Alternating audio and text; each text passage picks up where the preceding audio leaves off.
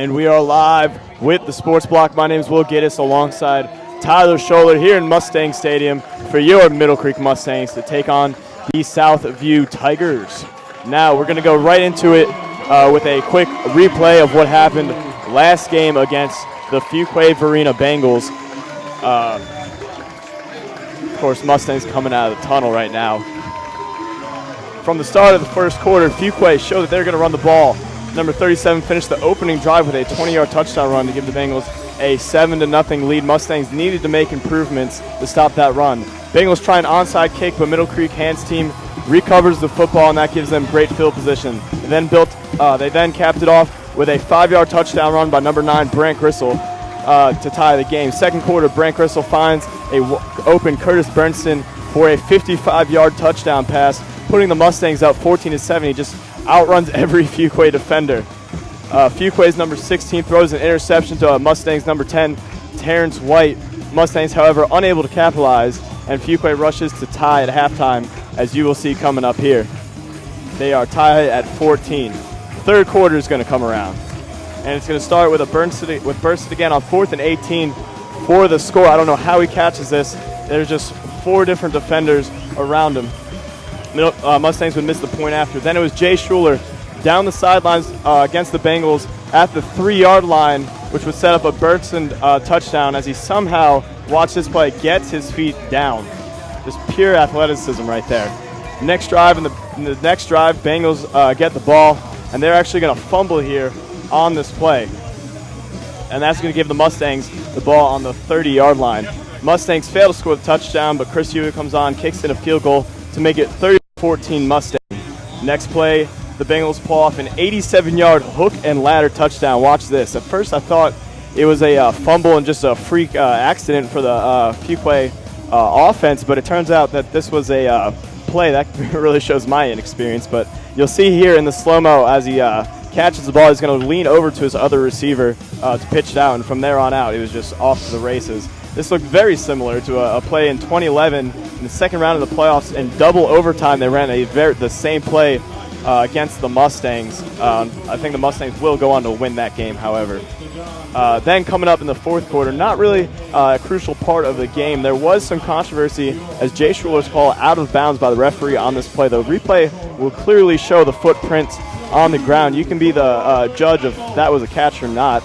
But to finish it off, Burson with his 4th touchdown pass of the game, running through 4 defenders, and the Mustangs will win this game 37-20. Burson finished with 4 receptions, 104 yards, and 4 touchdowns. A crazy, phenomenal game. It was at halftime, it was a tie game, but it really got Mustangs lopsided in the second half. Gristle, 13 for 23, 236 yards, and 5 touchdowns. That's outstanding. His play was beautiful that game. Josh Drake getting the bulk of the carries. He had 120 yards. Of course, he's splitting time with Stuart Fine. And there's Curtis with 4 receptions and 4 touchdowns. That's ridiculous. Fuquay had 2 different quarterbacks. Oddly enough, the best one went 1 for 5 with 87 yards. The other one was pretty much an Ironman, running the ball for 37 yards with an 83-yard touchdown reception as well. Then the running back, Williams, 23 rushes for 111 yards. And here we are in round 2, and we're coming for you, Southview, is what the Mustangs are saying. And I'm going to pass it over to Tyler Scholler to take a look at this upcoming game and kind of what the Mustangs have and what they're going against. Hey, guys. How are you guys doing tonight? Southview is basically like a Fuquay that we saw the last week. Last week against Riverside, they won 20-17, which is a very close game. Riverside ended up scoring 14 points in the fourth quarter. So it was a very, very close game down to the wire. Like I said earlier, Southview is just like a Fuquay, running 35 times for a total of 312 yards. And they only had 2 pass completions out of 8 attempts, and that was for a total of 60 yards.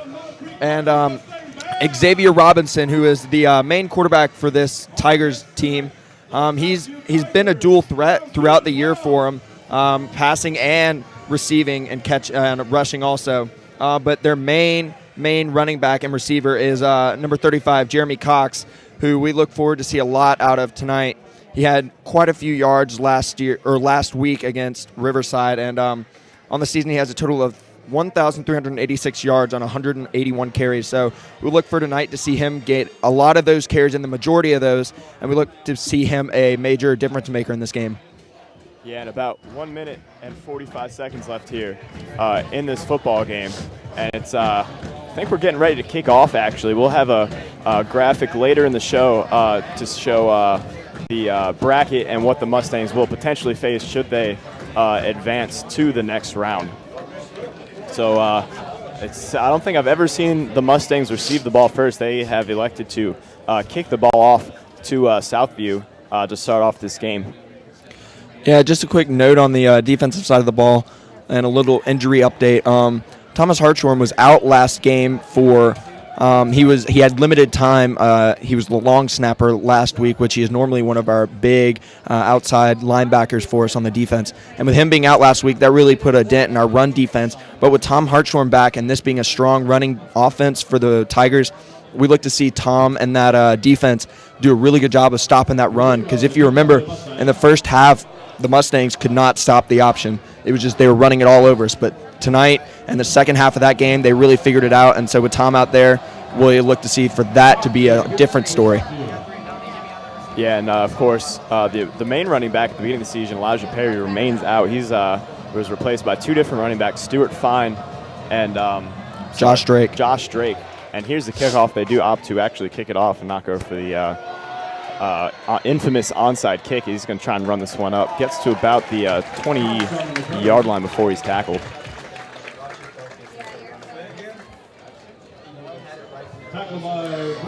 So I was talking to a few Mustang football players prior to today's game, and I asked them, how do these guys compare to last week's opponent, Fuquay Varina? And they said that they have an even stronger run game than Fuquay. They had a little bit more dimension throwing the ball as well. As you remember, Fuquay quarterbacks were not the most impressive I've ever seen. So Mustangs might have a bit on their plate here as a little bit more balanced offense might throw them off guard. Yeah, I was out here earlier tonight and just watching the Tigers warm up. Their quarterbacks looked like they had some pretty good arms and they could put the ball on the money. So that looks to be a huge difference maker from between Southview and Fuquay, where Fuquay was really struggled on the passing game. And that first play was a rush for a gain of only a yard. It's going to bring up 2nd and 9. The ball's on the 21-yard line. And not really running a hurry-up offense, something that most teams in high school football like to rush, kind of get the play off before the defense can really decide their own play. Yeah, it's become extremely more popular in the Tri-9, or excuse me, the SWAC, now that it's Middle Creek runs it, and I believe there's a bunch of other schools. There's more schools that run it than there is that don't. Yeah, and that play was a halfback toss for a gain of 4 yards. That's going to bring up 3rd and 5. And if you notice, last against Fuquay, they were running a lot to the left side with the absence of Tom Hartshorn. But tonight with Tom over there on the left, or on the Tiger sideline out there in the linebacker position, he's done a very good job so far of just stopping those and blowing up the play in the backfield. I'd expect them to throw here if our semi-scouting reports were correct, see what the quarterback has. But, in fact, they elect to run it, finds a hole. He's going to jump over a few Mustangs, and that's going to be enough for a first down. Yeah, that was number 35, Jeremy Cox, on the play. And he looks like an animal from up here. He looks really big, really fast, and he's just going to be a big part of this game for this Southview offense. Yeah, I was looking at the stat sheet. He had 1,386 yards on the season. That's on 181 carries. That's an average of 7.66 yards per carry, and he's averaging 126 yards per game. So Mustang's going to have to do a real good job here of blocking the run, because if you can't block the run, that's going to open up the pass. And as you see here, here's play action. Looking to throw, has an open receiver over the middle, but he's going to drop that one, bring up 2nd and 10. Yeah, wide open Jeremy Cox there. And like I said earlier, he's also a big receiver for them. He's got 13 receptions on the year, but a total of 313 yards with an average of 24 yards completion. So he's done a lot for this offense. He looks like he's a dual threat, and that could easily tire him out. And the longevity of him is questionable with the amount he's done so far. Yeah, we see a lot of power players on different teams. Of course, Braxton Berrios over at Leesville, they're out of the tournament actually. But I don't think I can really pinpoint one player on the Mustangs who really carries the team per se. Like every aspect of the Mustangs football team is a team effort, and you really have to respect that about the Mustangs. Yeah, they've got so many different playmakers out there that it's really hard as a defense to really pick up on that one player that is usually there's that one, like you said, with the Leesville and Braxton Berrios. Usually a defense can prepare to shut down Braxton, but with the Mustangs, it's really hard to just pinpoint that one person because they don't have that one person. They have that whole team aspect, and that's what makes them so good this year. Exactly, and this is the second third and out on this drive. They need 4 yards to convert here, and they will elect to run it, but he's not going anywhere. I take that back. Looked like he was going to break the tackle and hurdle over him, but he ends up tripping over him, and that's going to bring out 4th down. Yeah, good job by Warren Messer there on the tackle. Just did a great job of getting in the backfield and just blowing up that block that they attempted to get on him. And this early in the game, I don't anticipate them to pull any kind of fake or even go for it. So we'll see if the Mustang special team can get another punt block. They haven't had one in a while, and I think they're kind of itching for one. So we'll see if they're able to get one here. Low snap, but that one's going to be kicked away. That's Schuler in the Short backfield. kick. It's going to take a very generous hop, like a very, very generous hop for Southview.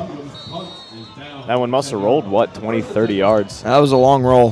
He had that over and under kick there with the nose spinning. It just caught that nose perfectly and kept its on spinning down the field. So the Mustangs will take over 1st and 10 at their own 10-yard line. Of course, the Mustangs, not any stranger of long drives. They had a couple of them against Fuquay, of course. They love that great field position, but I don't think they feel threatened or challenged by having starting on the 10-yard line. But there was a flag on the play. Looks like they're discussing right now. I believe Castellano has elected for a re-kick. Never mind. Waved the flag off, so the Mustangs will take over 1st and 10 at their own 10-yard line. Looked like the referee threw something, but I guess they waved it off and didn't think there was a penalty on there. So. And, I imagine they're going to want to develop this run game early with Stuart Fine and Josh Drake. Josh Drake. His name keeps slipping my mind. I don't know why. But, you set up that run on 1st down. That opens up the pass on 2nd, 3rd down for Gristle. Of course, they are running that spread offense, so Gristle will be in shotgun 100% of the time. Here's the snap, and they will hand it off. But not going very far before being tackled.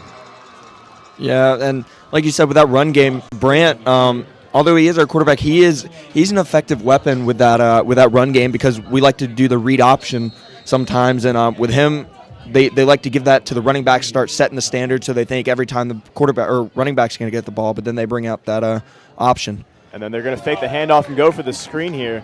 Looked like if he, when he first caught the ball, he was going to have enough room for the 1st down, but nice job of the defense of collapsing on him and preventing him from getting across the markers.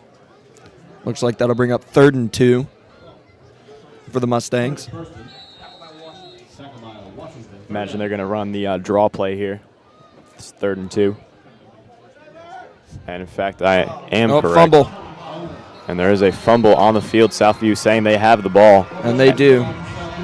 And that is not what the Mustangs wanted on 3rd and 2, or for any down for that matter. Yeah, it looks like snap was fumbled a little bit, and that just threw off the timing of the play, and that allowed the Southview defense to get in there on the ball on the ground. If the Mustangs defense able to not allow too many yards here, they will maybe put them in long field goal range. I don't know what their kicker looks like, but I imagine if they're able to keep them under 5 yards here on the set of downs, they might be able to prevent the field goal. Yeah, the kicker warming up tonight didn't look like he had that much power, but who knows? They might have had another kicker on the sideline, wasn't kicking, but we'll have to wait and see. I think the primary focus here is not to allow a touchdown. That run was only for a gain of a yard, and that's going to bring up 2nd and 9. Yeah, and that's got to be the ultimate goal for this Mustangs defense right now. Just stop them and, at the very worst, allow a a field goal because, I mean, you don't want to go down 7-0 here at home like we did against Fuquay last week. It was uphill battle, but then it just kind of evened out. But we don't want to start down 7-0 and hold them to a field goal. And that's especially true against an unfamiliar team like this. They're not in the SWAC. I don't think Mustangs have ever played them, to be quite honest. I don't know if that's true or not. Here's the option play, and he catches a good block, but the Mustangs able to recover and tackle him for a loss. That's going to bring up 3rd and 11, I believe. Good job of the linebackers, just keep on filling those gaps and keep on sliding down the line. And that line kept going with them, keeping that blocking so where there were no holes, and ultimately got the linebackers to break through and get that tackle.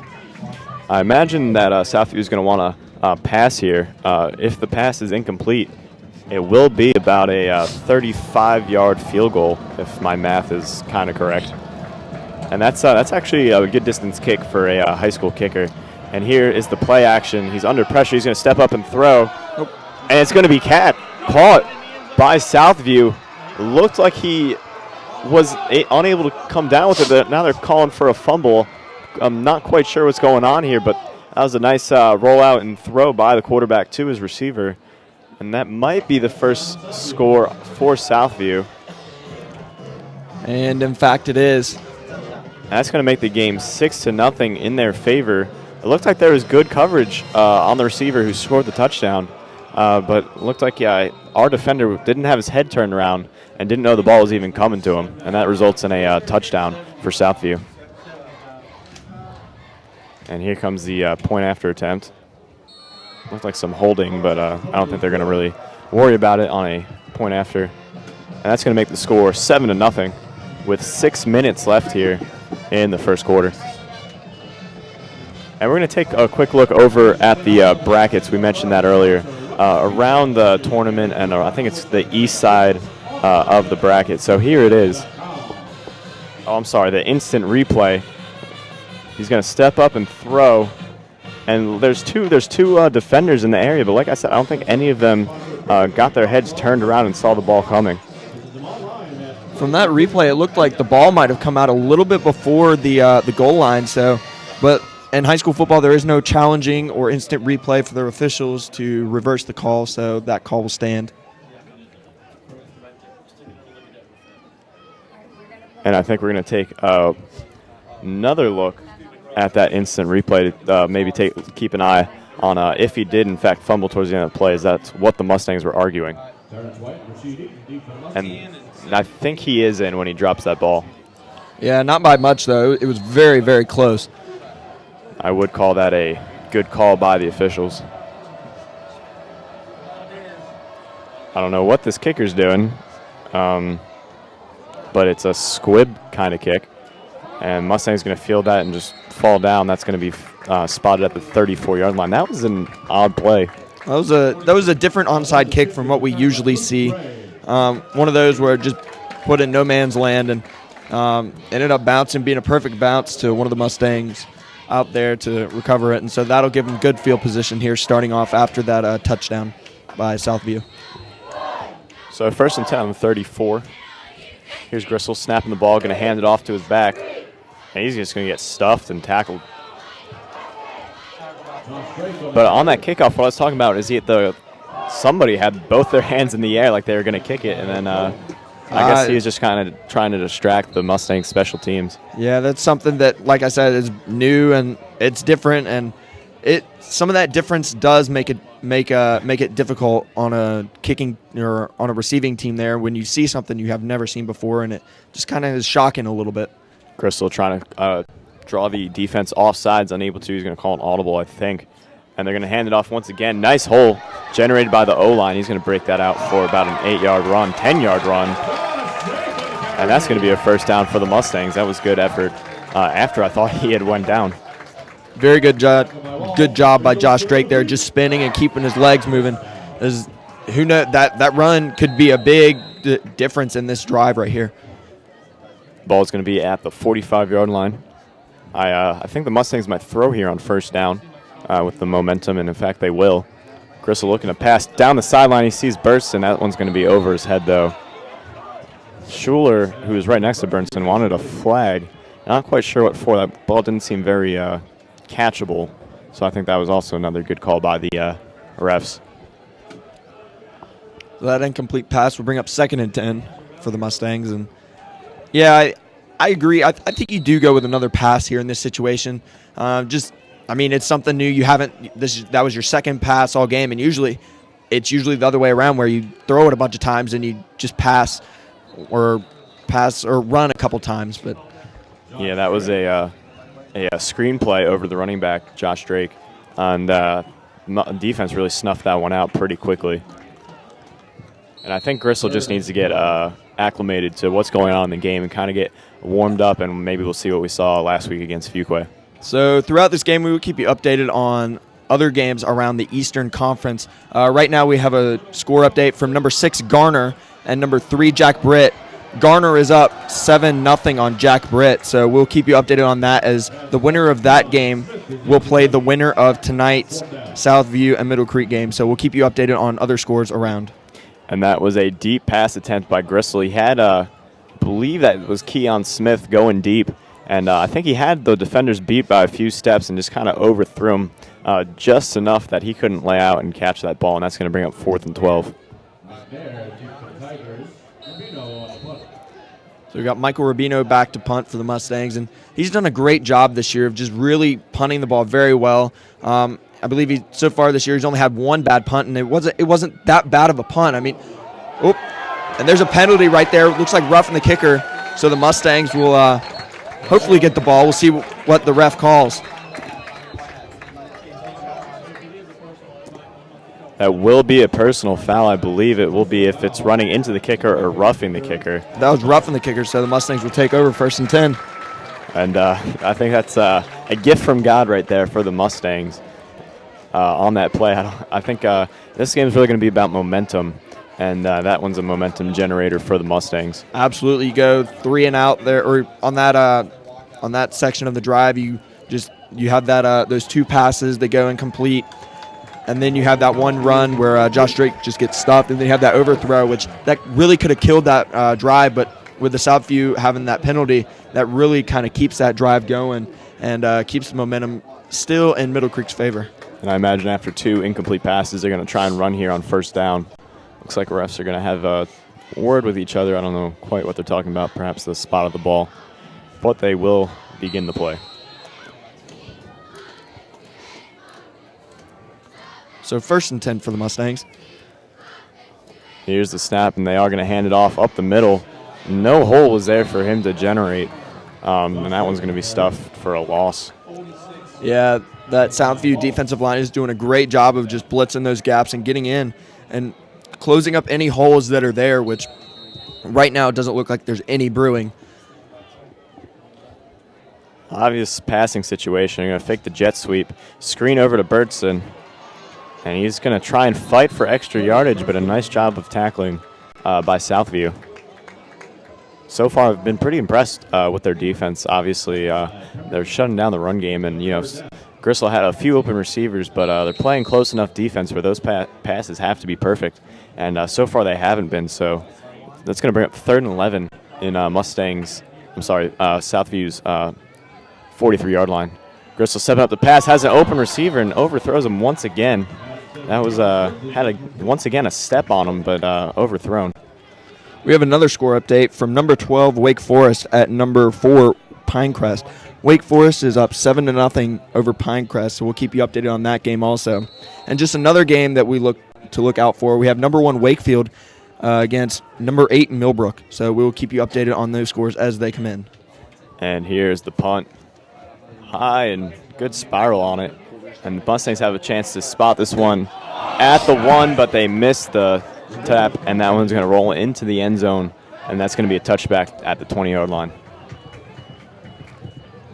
So it turns out that roughing the kicker penalty really didn't come back and harm Southview. So the Mustangs defense is really in a tight spot here, coming out back on the field after giving up that touchdown. But Castellano looked like he was giving them a few pointers out down there on the sideline and really just making some adjustments, which adjustments right now is what they need, because that running game mixed with that passing game is really, really hurting them right now.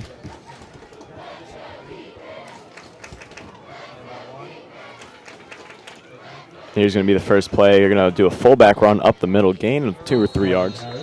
It's going to bring up 2nd and 7. Sorry, 2nd and 9. Only gain of a yard on that one. Winding down to just above 3 minutes left here in the first quarter. As you remember, last game, Fuquay ate up about a lot of time on that play clock, or game clock, I'm sorry, in that first possession. Yeah, I believe it was like 7 minutes or something like that. Something like that really took the ball out of the Mustangs' hands. Yeah, and that's a lot in high school football because, I mean, we only play 12-minute quarters, and that's over half the quarter, and that leaves the Mustangs with say it was 7 minutes and 30 seconds. That leaves them with 4 minutes and 30 seconds left to actually do something, and that's just a lot of time in high school football. And that was a nice run by the halfback. He's going to bring it up to the 37-yard line.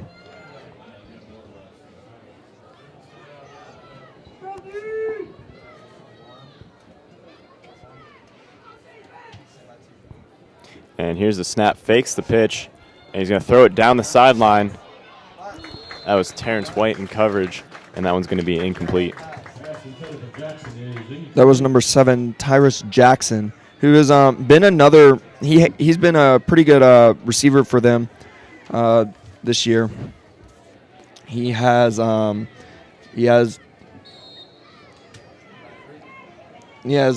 receptions on the year with 44 yards. So he's not really done that much, but he looks like he could be a good receiver for them.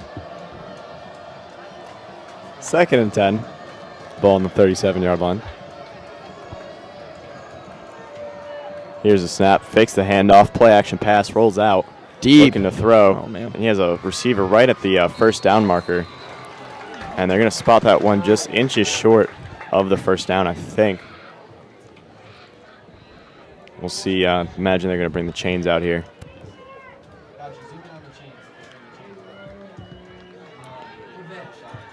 And no, they will give him the first down there.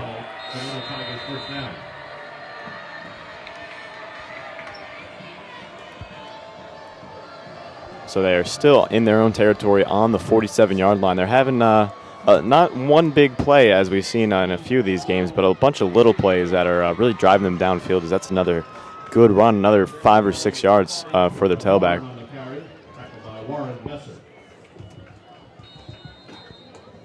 Yeah, that was number 22, Trey McCarn on the carry. He's racked up 880 yards on rushing this year with 157 attempts. So he is the second leading rusher for the Tigers. Of course, the other one being Jeremy Cox. The team has a total of 3,265 rushing yards throughout the season between their quarterbacks and all their backs, and that's another first down for Southview. They're really utilizing this run game earlier in the game, and I believe they got that probably from the Fuquay film. They noticed how the running game is really something that the Mustangs have struggled with last week, and with them being a really run-centered team, they use that to their advantage. And the I formation really does help them with that run there. And here's a snap, fullback run up the middle. That's number 32, going to be tackled for a gain of 2 or 3 yards. That was C.D. Dupperville on the carry. He's got a total of 589 total yards. So looks like all 3 of the leading rushers have really gotten a few carries here, and they spread it out, and that makes it really hard on this defense to really center on that one guy because they've got so many different threats. Looking to throw here, almost gets the sack. They're going to get him while he's throwing, and that's going to bring up 3rd and 8. Stop here for the Mustangs would be huge. Yeah, that was Tom Hartshorn there. Just got there just late, but caused him to rush the throw and caused that incompletion there. 20 seconds left here in the first quarter. 3rd down. Not going by quite as fast as the Fuquay game. Of course, they are running the ball, so the clock continued to run, but it seems to be not the slowest moving game either. And as you see there, the Creek Crazies white out tonight, going crazy. And fakes the handoff, looking to throw. He's going to keep it himself and run up the middle. He sees a hole, but the Mustangs going to jump on him and tackle him a few yards short of the first down. So that'll bring up 4th down, and looks like that'll be a 47-yard field goal attempt if they go for it. But looks like the clock will wind down, and that'll be the end of the first quarter. And with that end of the first quarter, we're going to take a quick commercial break. Stay tuned. You're watching the Sports Block.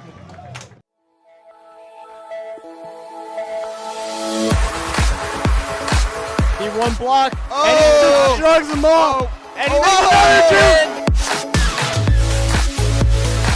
And kick is up. That's an absolute drill into the back of the end zone.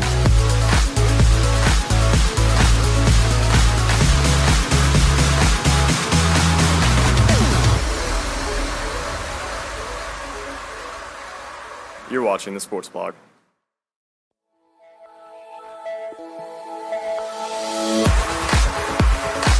He one block, and he just shrugs them off, and he makes another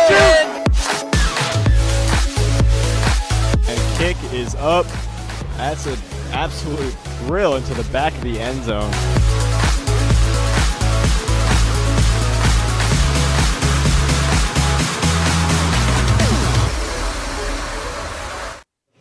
And we are back with the Sports Block, 4th and 5, and as Tyler said, it's going to be a 45-plus yard field goal if they do decide to go for it. Doesn't look like they are, though. And it doesn't look like they're going to punt either, so they will go for it on 4th and 5. And I think that's a good call with the amount of penetration the running game has been getting through this defensive line. And whistle blown on the field, and it's going to be a timeout against Southview. Yeah, they're just trying to draw the Mustangs off guard, because that's one of those things that you're right here. There's not many high school kickers that are going to kick 53-yard field goals, and so you're basically out of field goal range, and then it's too close to punt. So it's just one of those things where you just got to play the odds, hopefully get them to draw off sides, but if you can't, then you probably take a penalty or try to back yourself up, or you just punt it or go for it as it is. We have a score from number 1 Wakefield and number 8 Millbrook. Millbrook is up 3-0 in the first quarter after a field goal, so we will keep you updated on scores. Also, Garner is still up 7-0 on Jack Britt, and Wake Forest is still up 7-0 on Pinecrest.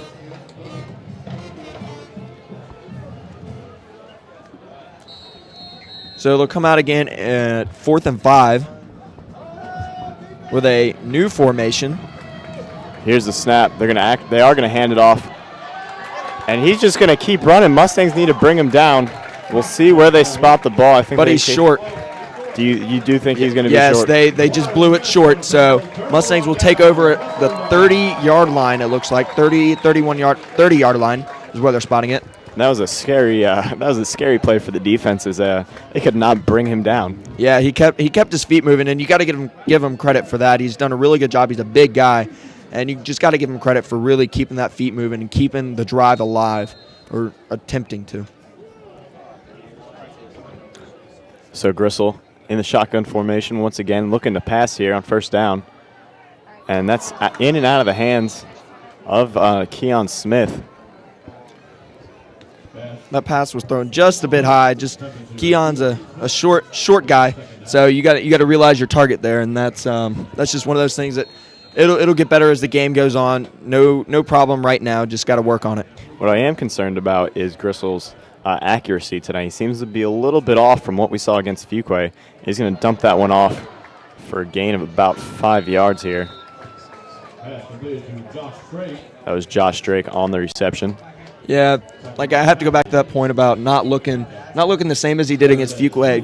Throughout the first quarter and the first half, Brant was looking really, really good, really on target, had a lot of zip on the ball, could really place it wherever he wanted. But tonight it just looks a bit different. And that pump fake is thrown well behind Bernston. And that's going to bring up 4th and 3.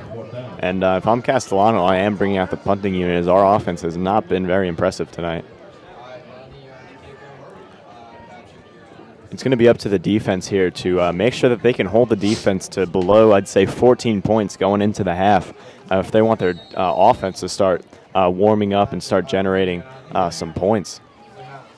Yeah, this defense is really having a lot of pressure put on them, like you said. I mean, and that's one of those things you don't want to have. You don't want to have your defense having a lot of pressure on them. You want to give them time to rest, and all that stuff. So, and that punt is going to take a Southview bounce, just the opposite of the punt that Southview kicked, where it rolled about 20 yards in their favor. This one's going to roll back to the receiving team. So, good field position for Southview. They're going to start at the 42-yard line. We have another score update from number 6 Garner at number 3 Jack Britt. Garner is now up 14-7 in the first quarter. So, like I said earlier, the winner of this game will play the winner of Garner and Jack Britt. And you know we're not going to be able to bring up that bracket graphic, so I'll just go over the games real quick. Wakefield is the number 1 seed. They're playing Millbrook, the number 8 seed. I expect Wakefield to win there. And there's a fumble on the field, and the Mustangs have it. And the Mustangs are going to come down with it. And that is a huge play by the defense. We talked about them stepping up. Well, there it is. And that's going to give the offense better than good field position here at the 42-yard line. Looks like the best field position they've had all day so far, and that's a great job by that defense. They helped themselves out there. They got themselves a little break to work with, and looks like Brant's ready to go now, so we'll look for him to do big things this drive. Looking to throw under pressure. Just going to dump it off. Dangerous throws. Receiver was on the ground. There's a flag over there. Looked like the ref threw it. Might be pass interference. Yeah, as you did see, the receiver was on the ground, so that might have been caused by the defense. We'll see what the call is. Looks like it might be because they're pointing at Southview.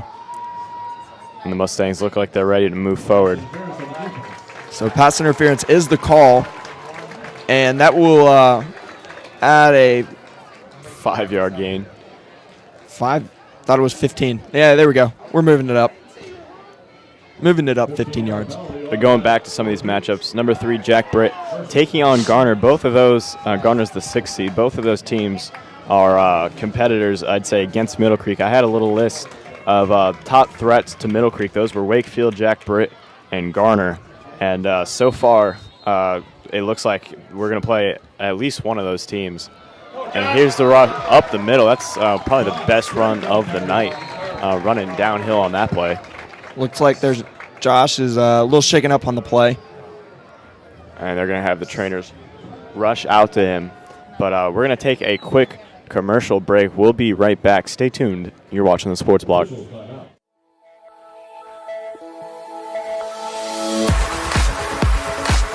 one block, and he just shrugs them off. And he makes another.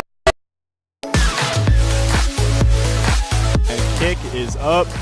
That's an absolute thrill into the back of the end zone.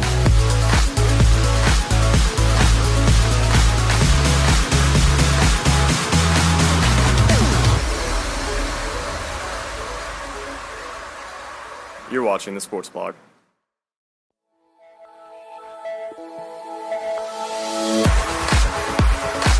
He one block, and he just shrugs them off. And he makes another two. And kick is up. That's an absolute thrill into the back of the end zone. And Josh Drake remains on the field. They have the doctor out there. That is not a good sign. But like I said, we're going to go over the bracket. We're going to pull up that graphic on the screen, give you a feel of kind of what's going on around the tournament. So there you see Wakefield taking on Green Hope and Leesville taking on Millbrook. Wakefield and Millbrook will advance. I'd say that was a pretty big upset by Millbrook to take down Leesville Road, especially with a healthy Braxton Barrios. Panther Creek got upset by Wake Forest, and Pinecrest put away Laney. They're going to be playing each other. And I was talking with a few people. Wake Forest does not deserve to be a 12 seed. They're a much better football team, and I expect an upset in that game. Then number 6 Garner took on 11 Holly Springs. Absolute beatdown. I believe they won by 40-something points, and then Jack Britt took on Sanderson and came away with the victory. So those two teams will be playing. And then, of course, here's our side of the bracket. Riverside lost to Southview. That was kind of an upset. And Middle Creek putting down rival number 15, Fuquay. So here they are tonight. And here's an overall view of the bracket. There is a west side of the bracket that we will see, but we're not really focusing on that just yet, as I think Middle Creek's more concerned about beating Southview and then beating the winner of the Jack Britt Garner game. Yeah, Josh Drake is still down on the sideline, so that's not a good sign at all. Because, like you said earlier, we have a. We have Stuart Fine to come in Yeah. if we have an injured running back. Of course, Elijah Perry is Yeah. still absent, but I think Stuart Fine does a pretty good job running the ball, and he's still on the field. So we're going to take another commercial break. We'll be right back with the Sports Block. Stay tuned.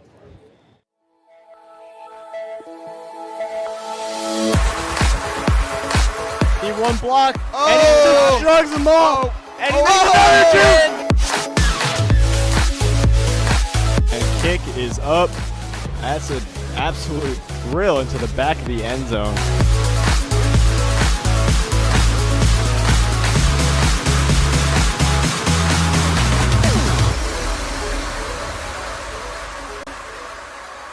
You're watching the Sports Blog.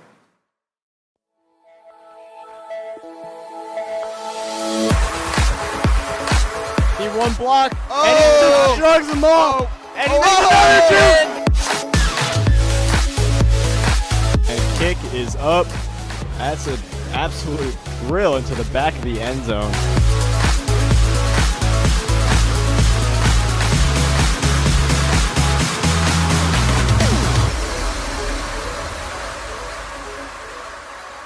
You're watching the Sports Blog.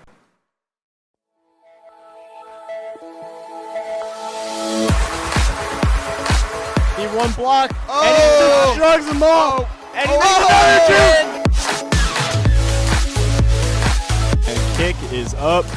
That's an absolute drill into the back of the end zone.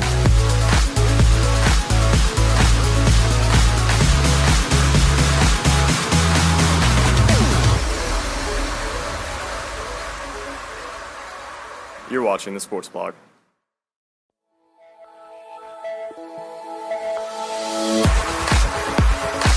He one block, and he just drugs them all, and he makes another two. And kick is up. That's an absolute drill into the back of the end zone.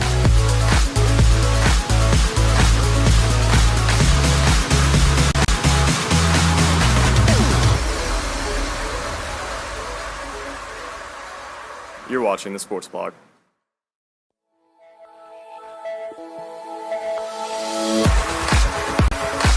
He one block, and he just drugs them all, and he makes another two. And kick is up. That's an absolute drill into the back of the end zone.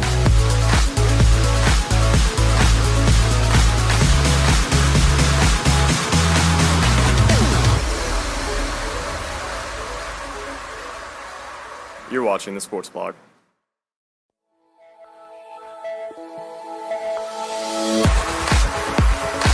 He one block, and he just drugs them all, and he makes another two.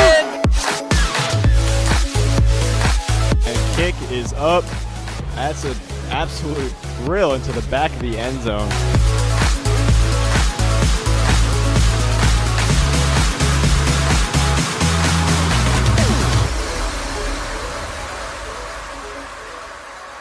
You're watching the Sports Blog.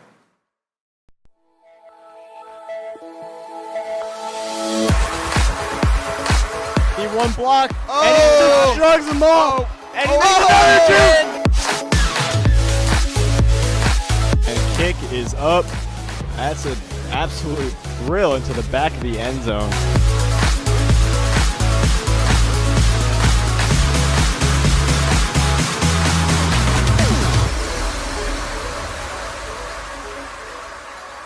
You're watching the Sports Blog.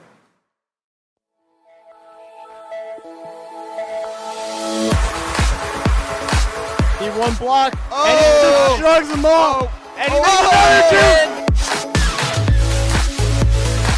And kick is up. That's an absolute drill into the back of the end zone.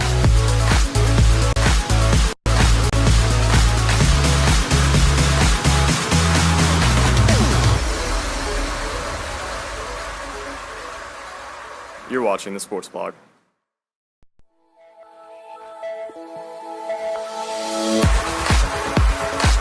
He one block, and he just drugs them all, and he makes another two. is up. That's an absolute drill into the back of the end zone.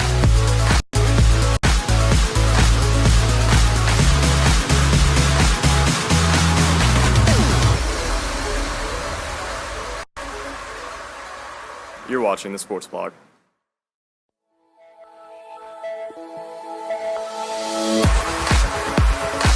He one block, and he just drugs them all, and he makes another two. And kick is up. That's an absolute drill into the back of the end zone.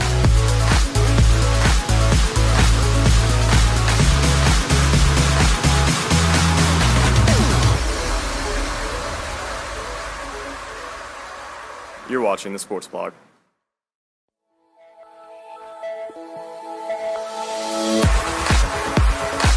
He one block, and he just drugs them all, and he makes another two. And kick is up. That's an absolute drill into the back of the end zone.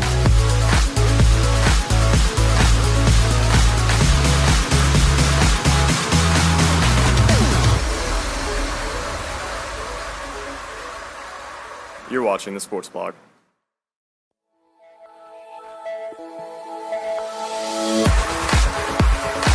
He one block, and he just drugs them all, and he makes another two. And kick is up. That's an absolute drill into the back of the end zone.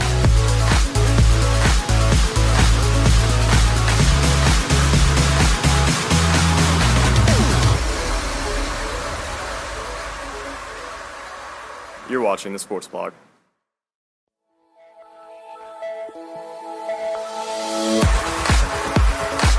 He one block, and he just drugs them all, and he makes another two. And kick is up. That's an absolute drill into the back of the end zone.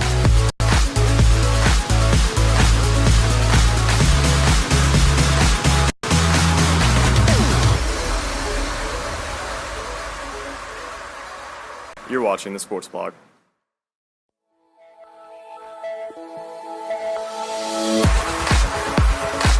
He one block, and he just drugs them all, and he makes another two. And kick is up. That's an absolute drill into the back of the end zone.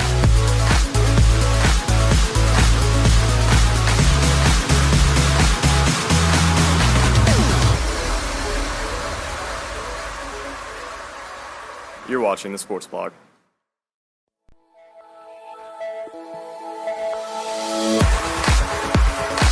He one block, and he just drugs them all, and he makes another two. And kick is up. That's an absolute drill into the back of the end zone.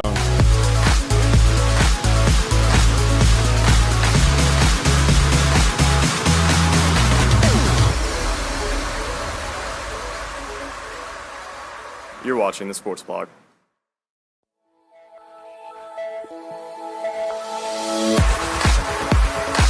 He one block, and he just drugs them all, and he makes another two. And kick is up. That's an absolute drill into the back of the end zone.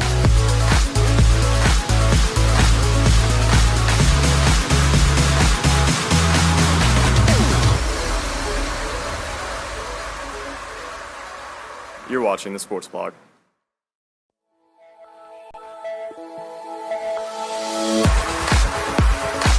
He one block, and he just drugs them all, and he makes another two. And kick is up. That's an absolute drill into the back of the end zone.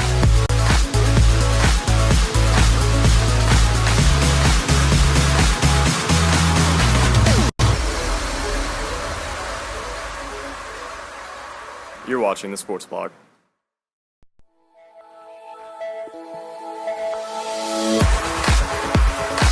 He one block, and he just drugs them all, and he makes another two. And kick is up. That's an absolute drill into the back of the end zone.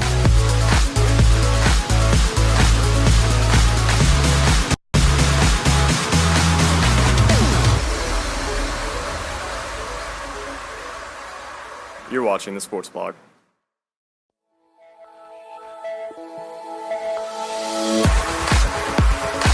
He one block, and he drugs them all, and he and kick is up. That's an absolute drill into the back of the end zone.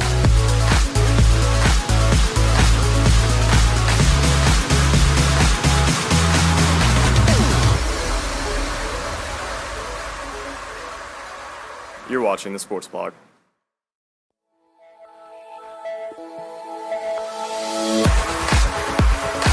He one block, and he drugs them all, and he and kick is up. That's an absolute drill into the back of the end zone.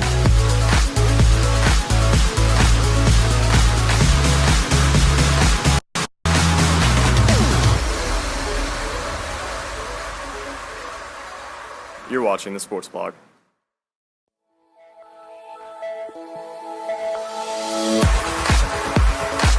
He one block, and he drugs them all, and he and kick is up. That's an absolute drill into the back of the end zone.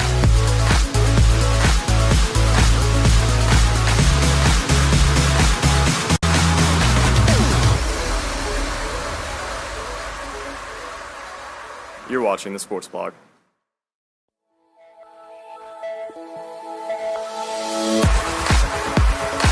He one block, and he drugs them all, and he and kick is up. That's an absolute drill into the back of the end zone.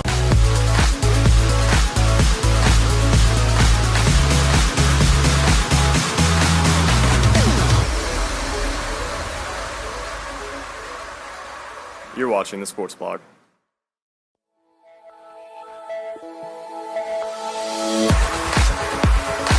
He one block, and he drugs them all, and he and kick is up. That's an absolute drill into the back of the end zone.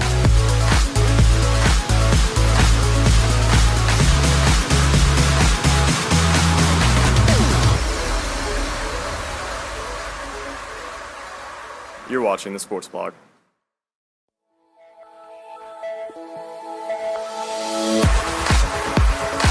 He one block, and he drugs them all, and he and kick is up.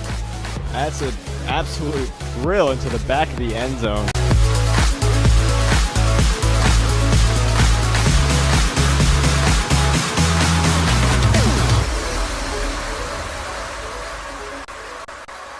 You're watching the Sports Blog.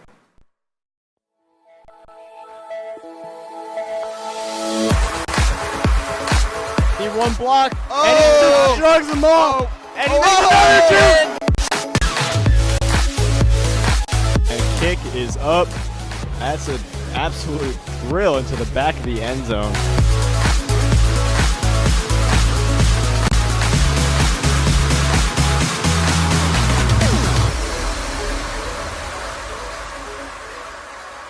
You're watching the Sports Blog.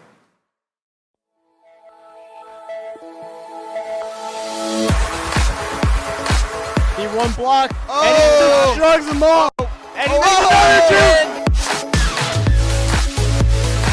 and kick is up. That's an absolute drill into the back of the end zone.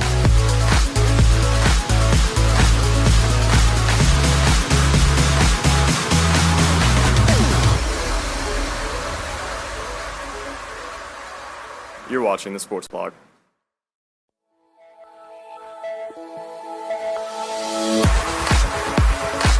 He one block, and he drugs them all, and he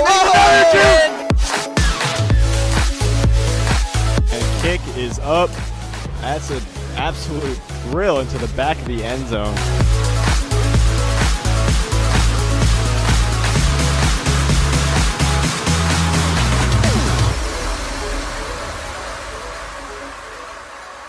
You're watching the Sports Blog.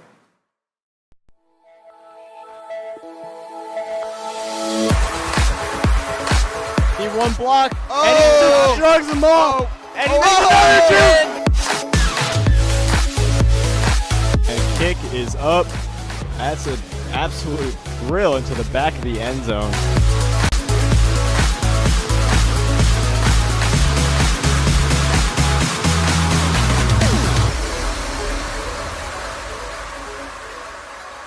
You're watching the Sports Blog.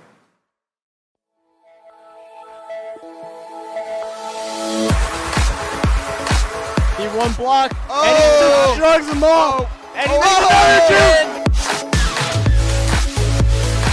And kick is up. That's an absolute drill into the back of the end zone.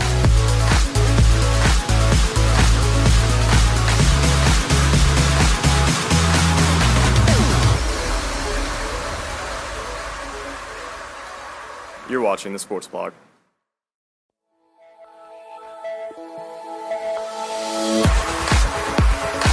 He one block, and he just drugs them all, and he makes another two. And kick is up. That's an absolute drill into the back of the end zone.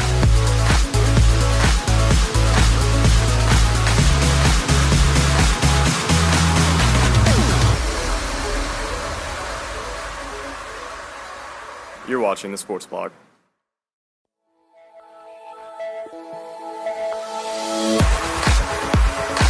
He one block, and he just drugs them all, and he makes another two. And kick is up. That's an absolute drill into the back of the end zone.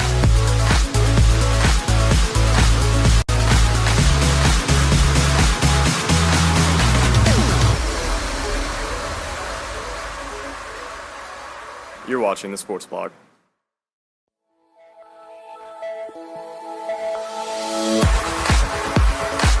He one block, and he just drugs them all, and he makes another two. And kick is up. That's an absolute drill into the back of the end zone.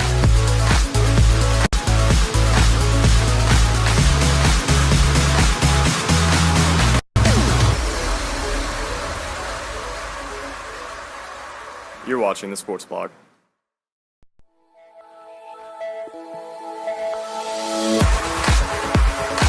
He one block, and he just drugs them all, and he makes another two. And kick is up. That's an absolute drill into the back of the end zone.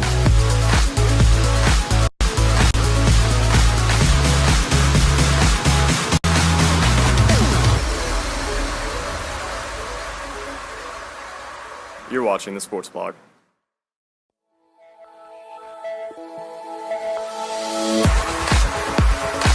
He one block, and he just drugs them all, and he makes another two. And kick is up. That's an absolute drill into the back of the end zone.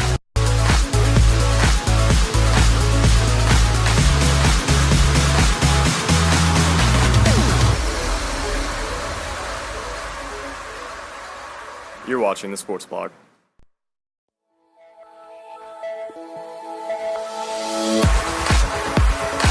He one block, and he just drugs them all, and he makes another two.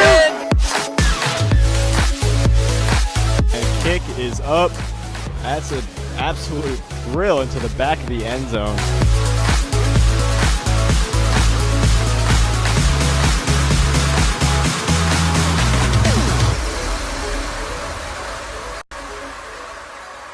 You're watching the Sports Blog.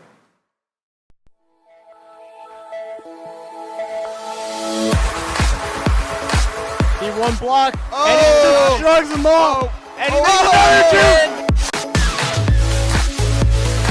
And kick is up. That's an absolute drill into the back of the end zone.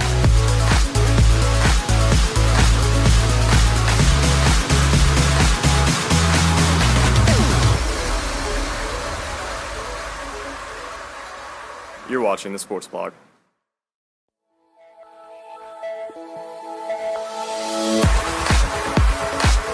one block, Oh. and he just shrugs them off, and he makes another two. And kick is up. That's an absolute. And we are back with the sports block. Scary injury on the field. That was number 28, Josh Drake. Ambulance had to be called.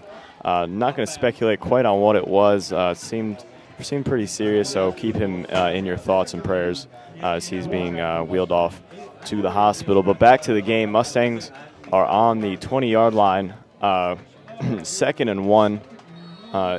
By far the closest they've been to a touchdown. Here's the snap. They're going to be a handoff up the middle. That's Stuart Fine, the next running back in line.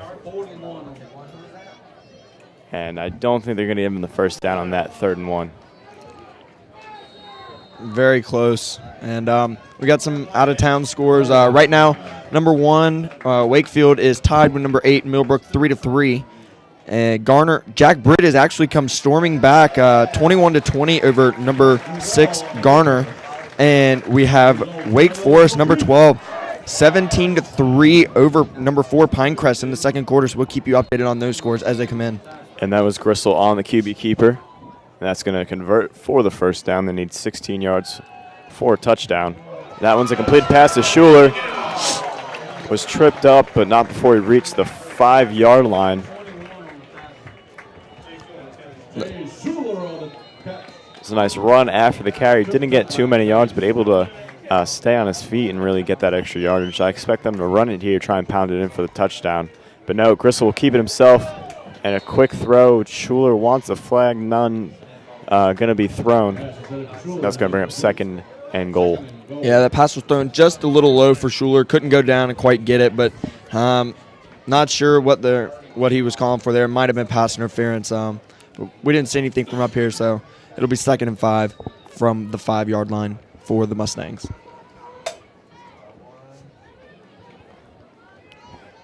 And here's the snap. Going to run the ball, and he's stuffed immediately. Again, that's Stuart Fine on the carry. That was number 41, Brian Jones, there on the tackle. Just broke through that line and absolutely blew up that play in the backfield. That'll back him up 2 yards and bring up 3rd and goal from the 7. Looking at obvious passing situation here. Here's the snap. Gristle looking to throw. Deep fade to Schuler in the end zone. And that's a touchdown for the Mustangs. Able to keep his feet in bounds. And that was just a beautifully executed play. Look at those Creek Crazies going nuts over that beautiful catch by Schuler. But obviously a beautiful throw by Brent Gristle as well. That was placed absolutely perfectly. I don't think the defender even knew the ball was going to Schuler. Yeah, that was a beautiful pass by Brent. And like you said, I think he's starting to come around with that accuracy there because that was beautifully placed just right over that outside shoulder, and he just brought his feet down inbounds, just tight-roped that sideline and got it in. And here's Huey for the extra point. That one's up and good. Of course, last week, I hate to call him out on this, but last week he did miss an extra point, only going to show that extra points aren't exactly automatic in high school football as they might be in professional. So that score will tie this game at 7-7. And here's the replay of that pass from Brant to Jay. Just lobs this one up, and he knows exactly where Schuler's going to be.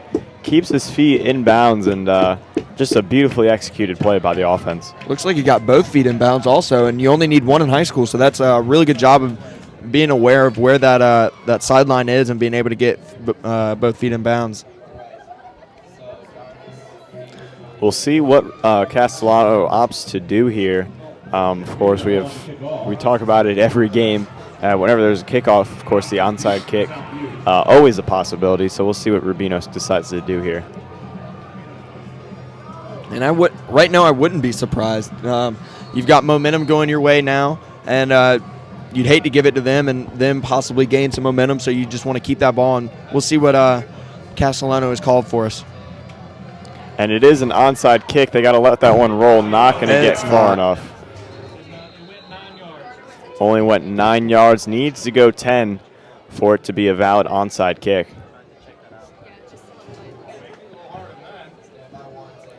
And they're going to opt not for a re-kick, but to just take the ball where it's laid, I think. And that's in Mustang territory on the 49-yard line.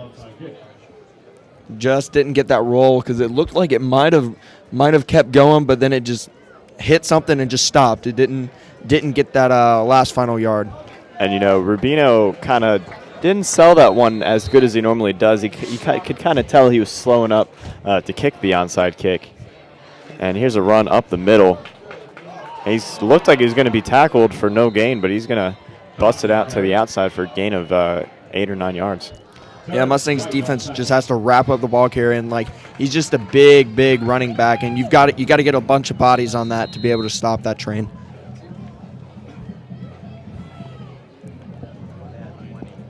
Second and 3, Mustangs territory, ball on the 43-yard line. And here's the snap, another handoff. Finds a hole and just runs right through Mustangs. Like you said, they got to get some way of bringing him down.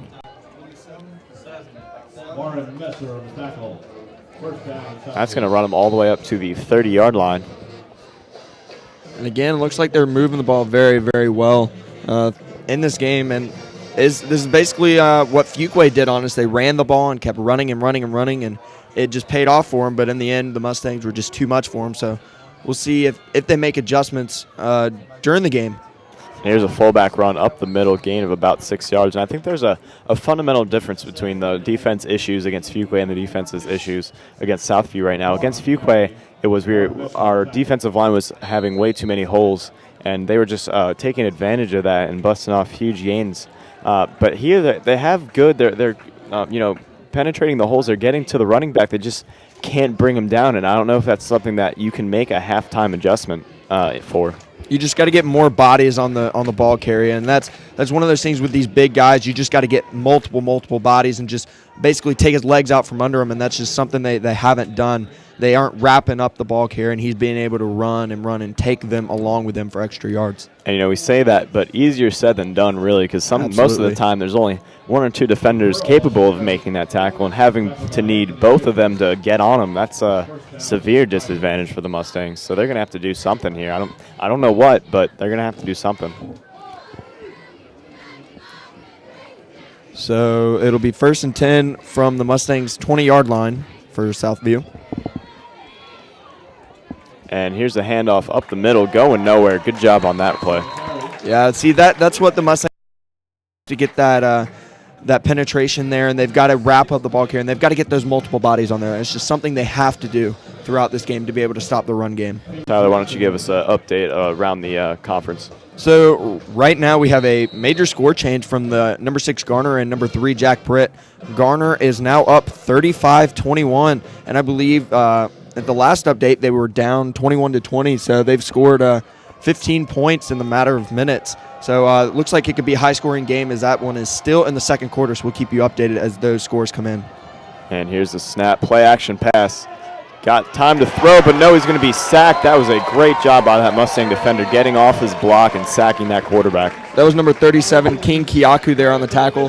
He just went around that block, really. That was a very bad block on the right side, and King just cut inside and just laid him out.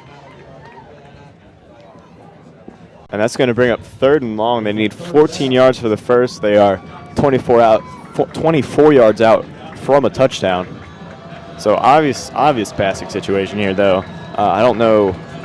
They could get the Mustang defense cheating with a draw play here. They're going to opt for a slant route. And that was going to be a completion, but in and out of the hands of the receiver.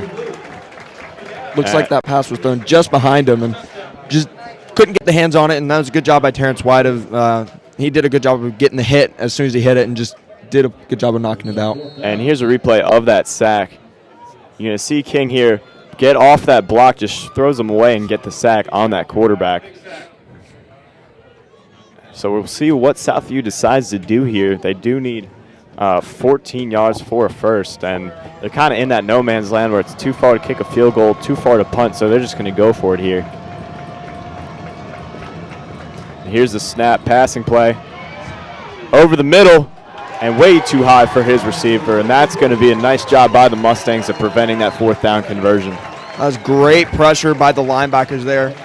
Looks like number 38, Thomas Hartshorn, had a major role in hurrying that pass because it didn't look like there was anybody in the area. I mean, he rushed it, but looks like there was either nobody in the area or he overthrew his receiver running under.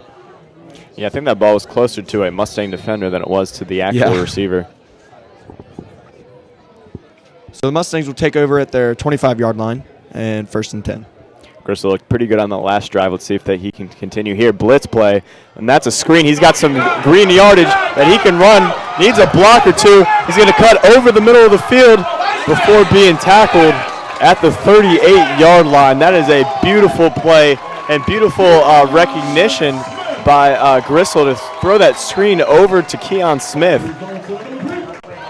Yeah, great job of picking up that blitz, reading it, and just getting the ball to Keon. And that you had that nice block by looks like Terry Patterson out here on the right sideline, and really made that play develop really nicely. And Mustang's going to hurry up another play. Gristle going deep down the sideline, and that's just out of the reach of Keon Smith once again. And we're going to take a look at the replay of that Keon Smith screenplay. He sees the blitz coming, knows he needs to get rid of it, and there's Keon Smith, and here's a key block right there. I think that was Bernston, and he's just going to keep running, gets a few more blocks. He's running out of room before going out of bounds. He's going to cut it back towards the middle before finally being tackled, and that was a huge play for the Mustangs.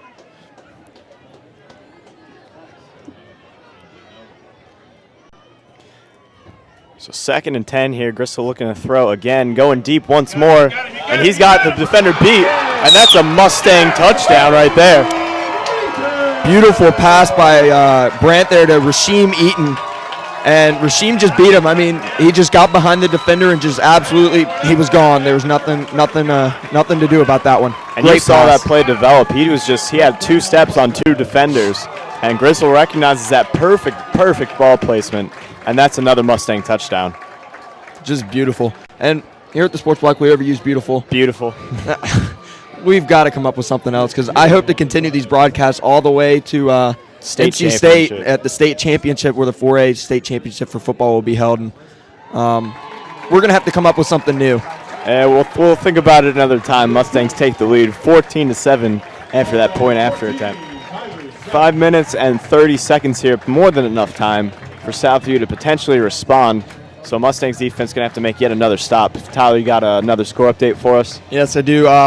We have number 8, Millbrook, is up 10-3 on number 1, Wakefield. So that is an upset brewing. We will keep you updated on those scores as they come in. Garner is still up 35-21 on number 3, Jack Britt. And number 12, Wake Forest, is up 17-3 still on Pinecrest. And, of course, Wakefield almost upset by Green Hope in the first round. So maybe they don't sound like number 1 seed material if they're coming this close to some of the lower-ranking seeds. Lower-ranking seeds, you know? Yeah, and I believe they just barely beat Green Hope. I think it was a last-second defensive stand by Wakefield, and they beat them by 1. So that really goes to show like how good this SWAC conference is. Wakefield, I don't remember what conference they're in, but the SWAC is just so good overall, and having the lowest seed being able to compete with their highest seed is really something to look at. And here's Rubino on the kick, and they will decide to drive it back towards the end zone. That one's going to be fielded at the 5-yard line. Tries to make a move, and he's not going anywhere. That was number 22, Isaiah Herring, there on the tackle. And that ball is going to be on the 17-yard line for Southview to start, and they're going to have to take up all of this clock if they're going to want to parade downfield and score going into the locker room. Yeah, and this Mustangs defense looks really rested right now. I mean, you had that fairly long drive from the offense, and they had that nice, beautiful 4th down stop down here at our own 20-yard line. So they look good, and we'll see how they respond to that touchdown. And here's the snap, handoff up the middle. Going nowhere. Looks like a gain of about 2 or 3. 38, the card on the carry. Tackled by Thomas Hartshorn. That was Thomas Hartshorn there on the tackle, and he's got quite a few tackles so far this game, and he's really come back and played a major part in this game. 2nd and 8, ball in the 21.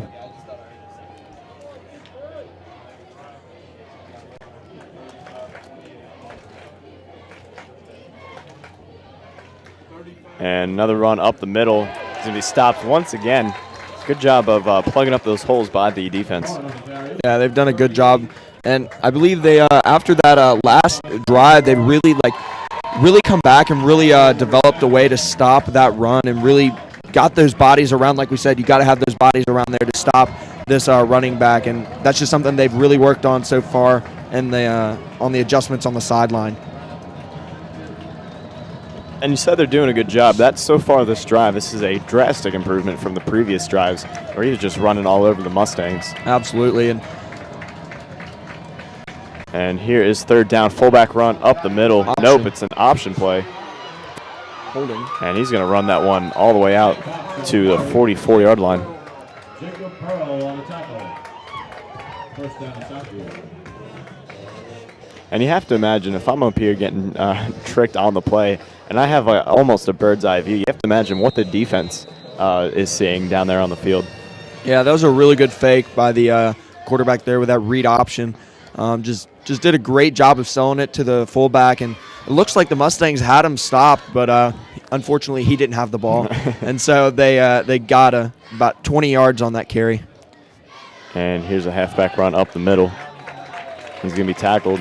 Saw towards the end of that, excuse me. You saw towards the end of that play, the Mustang defender going straight for that running back's feet.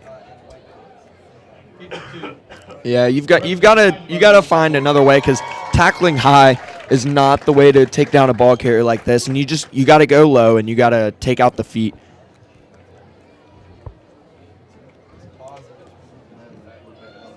And, Southview really trying to, I don't know if they're trying to, but really killing some clock time here, as it's just going to start winding down to 3 minutes left here.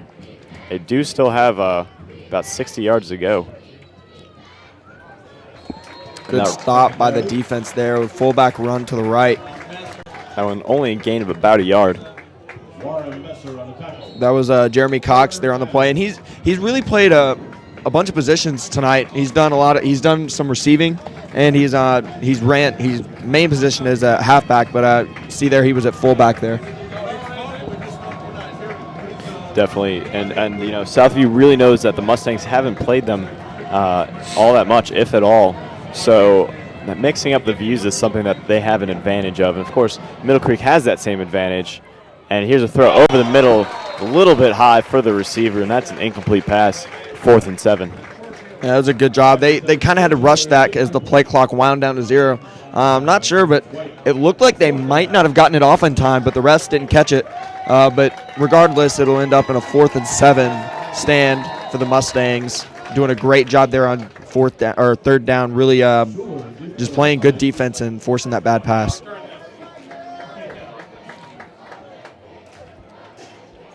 And they are opting to punt here. Last 4th down, they decided to go for it and were unsuccessful. High snap, they need to get rid of it, and just in time as they do. That's Schuler on the catch, fair catch call. That one's going to be fielded around the 18-yard line. Could have been a huge play for the Mustangs, but a nice job of that punter getting rid of it.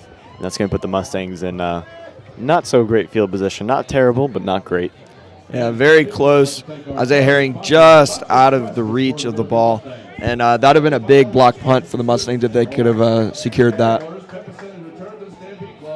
Unless there is a quick change of possession or a fumble or something of the sort, the Mustangs will go into the locker room with the lead. I think they might just try and run the ball here and kill some time. We'll see, though. There is a back in the backfield. Gristle pointing out a defender. And here's the snap. Nope, looking to pass. And that's a caught by Jay Schuler. And he's going to tiptoe out of bounds for the 1st down. Only about 3 seconds lost on that play. Good job of Jay getting out of bounds.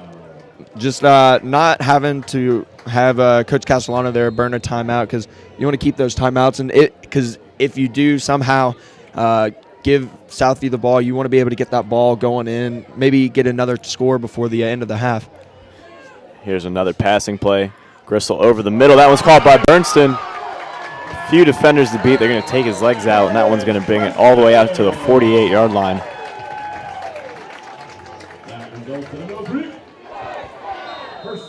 I think worst case scenario, Mustangs go in. Well, worst case scenario, the Mustangs have a turnover. Second worst case scenario, they go into the locker room with the lead. And then after that, they, at the very least, have Rubino kick a large field goal, long field goal, and that was an attempted pass down the sideline to Keon Smith. You know, Keon's usually one of those people that burns the defenders and can get open on those streak routes, but he hasn't been able to really create separation and get a deep throw for a catch. Yeah, tonight's been a little bit more difficult for him because, like you said, I think it was against Fuqua. He was burning corners left and right, and I mean it was really a problem for the defense of Fuqua. But tonight they've really Southview really has done a good job of doing that. And that's Gristle dumping the ball off. He was in trouble. Good job using his feet. That one to Schuler. Got another first down and able to get out of bounds as well. 1 minute and 40 seconds left here in the second quarter.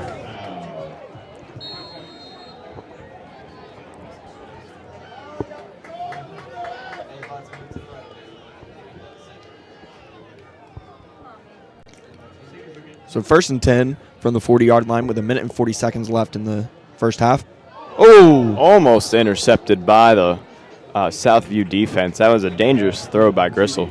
Very dangerous, and that could have potentially been a momentum shifter, a huge momentum shifter there. And that's kind of, I think they should run the ball at this point. They have, I believe, 2 timeouts left. And if you run the ball, you might be able to get some yardage. I believe they're expecting the pass. You can burn those timeouts. I think they just need to get one more passing play before they can do that. They need to get a little bit closer. But they will run the ball. That's a gain of about 4.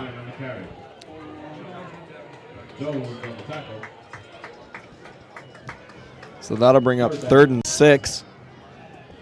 1 minute and 20 seconds left here. So not going to burn that timeout.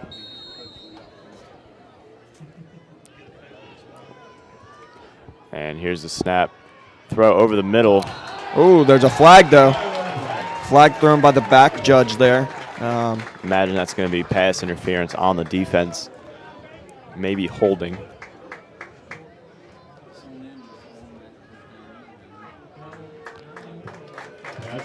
So it was pass interference on Southview, and that will give the Mustangs a fresh set of downs and move them 15 yards closer, and I believe they will set up at the 22-yard line.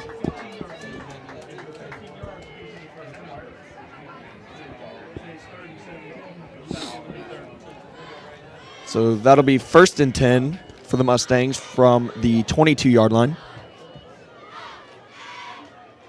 I think this is within field goal range for both Huey and Rubino. Oh, absolutely. I've seen him in practice kicking beyond 45 yards, and so this is definitely within their range. Gristle steps up, going to use his feet. Ooh. Takes a shot at the end of that play. There is a flag in the backfield. That might be a holding call against the Mustangs. Looks like there's some injured Southview players on the field. I believe those were the 2 players that tackled Gristle. Yeah. And with that injury, we're going to take another timeout. Stick around. You're watching the Sports Block.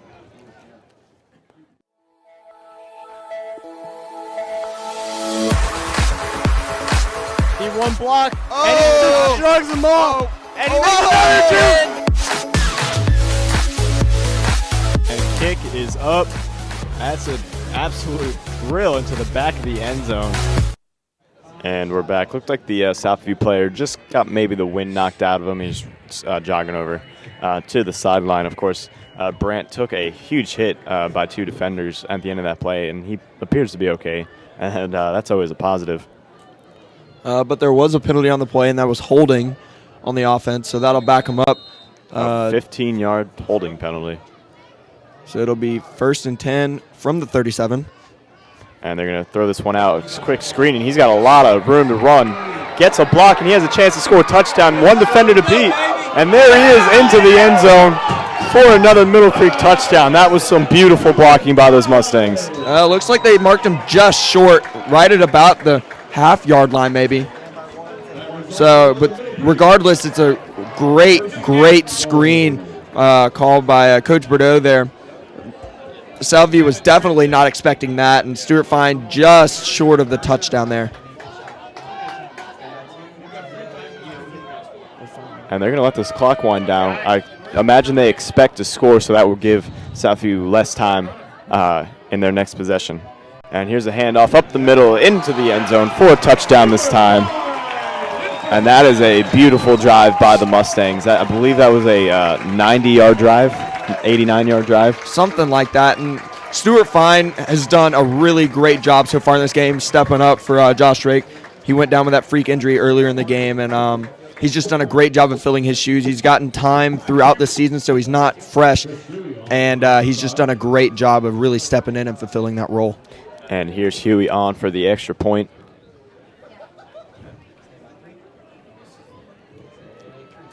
Kick is up, and there's a flag on the play. I think I saw fly. Yes, you did. But it looks like it will be against the defense, so. And that was a good kick, so 21-7 Mustangs. That will be a personal foul, I believe, on the defense. And that penalty will be assessed on the kickoff. So the Mustangs will kick off from from Southview's 45-yard line. That's outrageous. And so, here, let's take a quick look at this instant replay. Here's Gristle with the snap. Looking to throw. This is the screen play. Just over there, there's really no defenders in the area. There's one or two, and you see the Mustangs there with great blocks. That gives him the room. We'll see if he did score here. He's able to stand on his feet, and then there's that last Mustang. Tough to tell. Looked like the ball might have crossed the plane before we went down, but it doesn't matter as the Mustangs managed to score. Now, Will, in this situation, you're kicking from Southview's 45-yard line, and if you pick up the ball, you potentially have 35 yards. The max you can have if you recover is 35 yards to go. So I would assume I would be trying for an onside kick here. You have to. I mean, it's a win-win situation. If you get the recovery, you have the chance to score again. If you don't, then they still have decent field position. It's not great. So I think this is an obvious onside kick opportunity. Yeah, and time is a factor too with 27 seconds left. And there it is, over towards the sideline, but Southview will fall on the ball. That one just took a nice bounce for him. But they will recover at, the 35-yard line. Yes. And that's not, any better field position than they would have had on a regular kickoff. No, and Southview does have 2 timeouts left, but with 26 seconds left, you really got to be going to the air right now because, you really don't have a lot of time to really mess around and really get those different plays in there, the running plays. So you just got to go to the air, and that's something the defense needs to be aware of. Well, that's if they expect to score. They might go on the ground if they don't think they're going to be able to score in 26 seconds. They might just want to run out the clock, see if they can maybe get a lucky break or something. We'll see here. True. Yeah, and they will hand the ball off. He's going to be stuffed short, maybe a yard.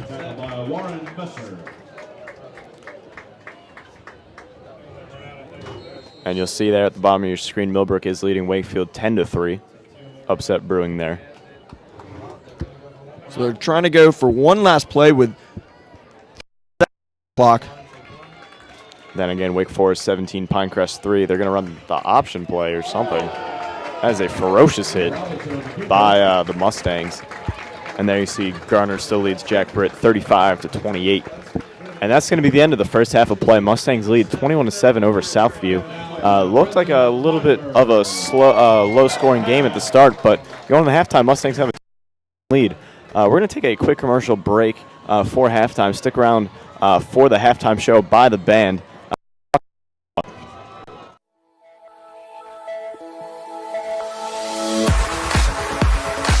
He one block, and he just shrugs them off, and he makes another two. And kick is up. That's an absolute drill into the back of the end zone.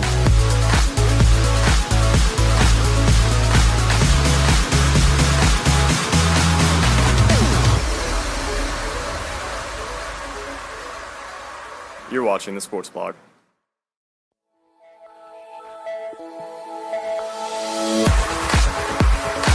He one block, and he just shrugs them off, and he makes another two. is up. That's an absolute drill into the back of the end zone.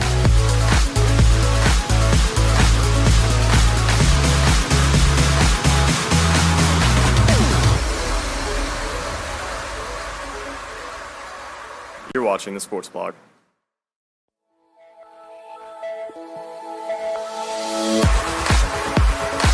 He one block, and he just shrugs them off, and he makes another two.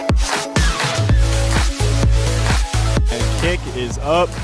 That's an absolute drill into the back of the end zone.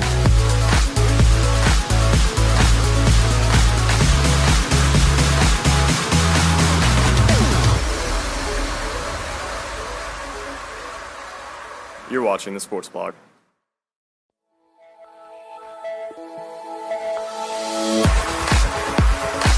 He one block, and he just shrugs them off, and he makes another two. And kick is up. That's an absolute.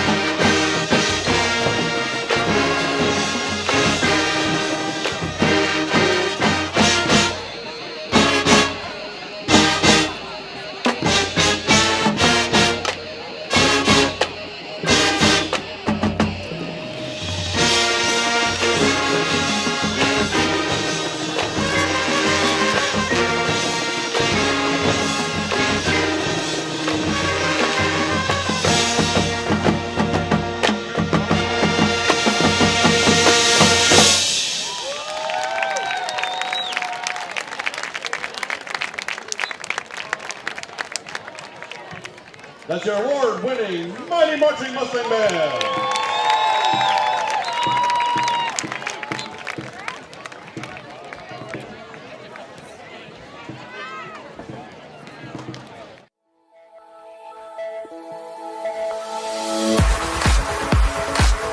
One block, and he drugs them all, and he and kick is up. That's a drill into the back of the end zone.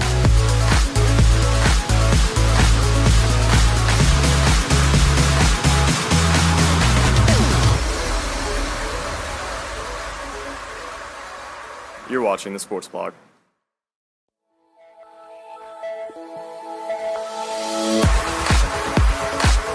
One block, and he drugs them all, and and kick is up. That's an absolute drill into the back of the end zone.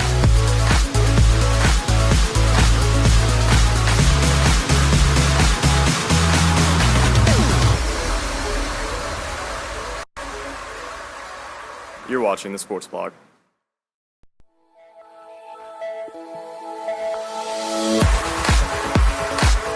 One block, and he drugs them all, and and kick is up. That's an absolute drill into the back of the end zone.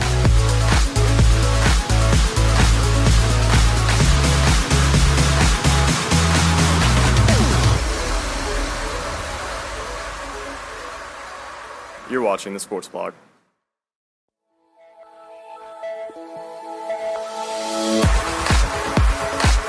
One block, and he drugs them all, and and kick is up. That's an absolute drill into the back of the end zone.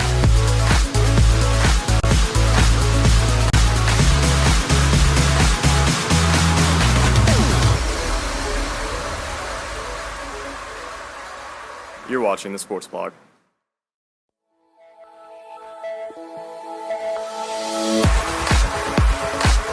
One block, and he drugs them all, and and kick is up. That's an absolute drill into the back of the end zone.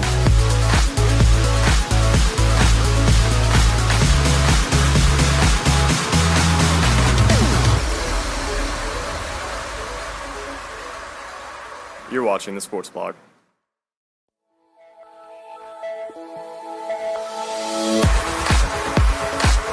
One block, and he drugs them all, and and kick is up. That's an absolute drill into the back of the end zone.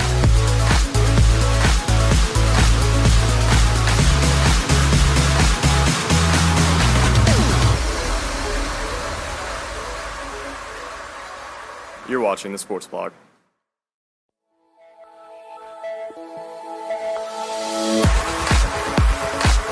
One block, and he drugs them all, and and kick is up. That's an absolute drill into the back of the end zone.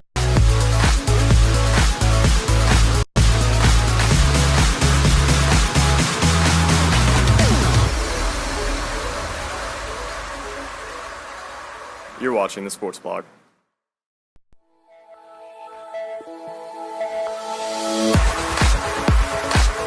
One block, and he drugs them all, and and kick is up. That's an absolute drill into the back of the end zone.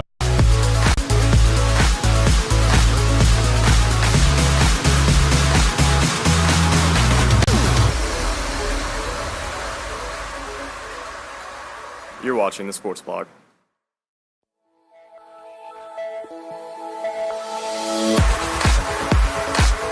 One block, and he drugs them all, and Kick for Southview. Terrence White. And we are back with the Sports Block. Will get us alongside Tyler Scholler. Mustangs lead 21-7, and they will be receiving the ball here to start the second half. A nice drive by the Mustangs to close out that first half, and they're looking to strike back here again. Terrence White on the return. That was Terrence White on the return. Got it just over the 30-yard line. Little muff punt there, or muff kickoff there. Looks like little line drive kick, which we haven't seen any of those this year, and that's really a difficult kick to handle. But anyway, the Mustangs will bring it out to the 33-yard line, and that's where they will start their first drive of the second half. So they will start on their own 33-yard line. So we have a score update from number 6 Garner at number 3 Jack Britt. Garner is up 42-28 at half. As that ball was thrown way over Jay Schuler's head. Incomplete. Almost intercepted by Southview, but just not in the playbook for Southview.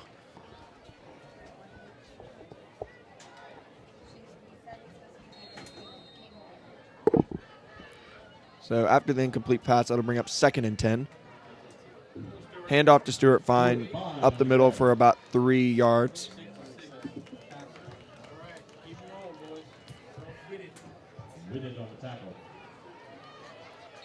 That's going to bring up 3rd and 6.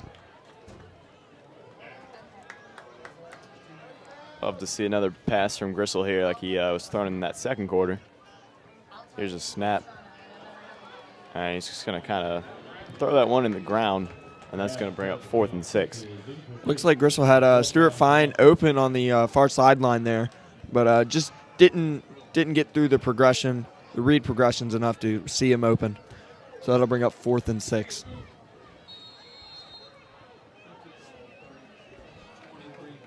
I don't think Mustangs have ever tried a fake punt attempt, now that I think about it. Oh.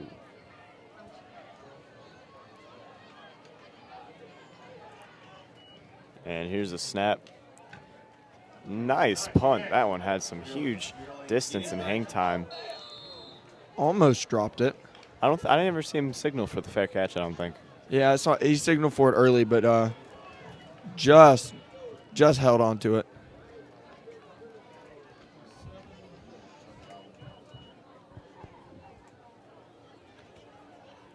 So they will take over on their own 27-yard line. The running game wasn't as successful towards the end of that second quarter. So we'll see if they're able to bounce back to kind of what they were producing in the first quarter and late second quarter, early second quarter, I'm sorry. Gonna try and bounce that one on the outside, but once again, going nowhere.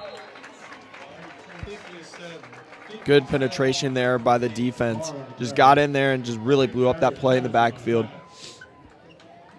Which we looked to see that because last week the Mustangs defense really started to respond to that running game early in the second half, right as soon as it started. So if they continue that same repertoire there, it should hopefully be the same outcome as where they really stop that and really look to capitalize on those opportunities of those stops.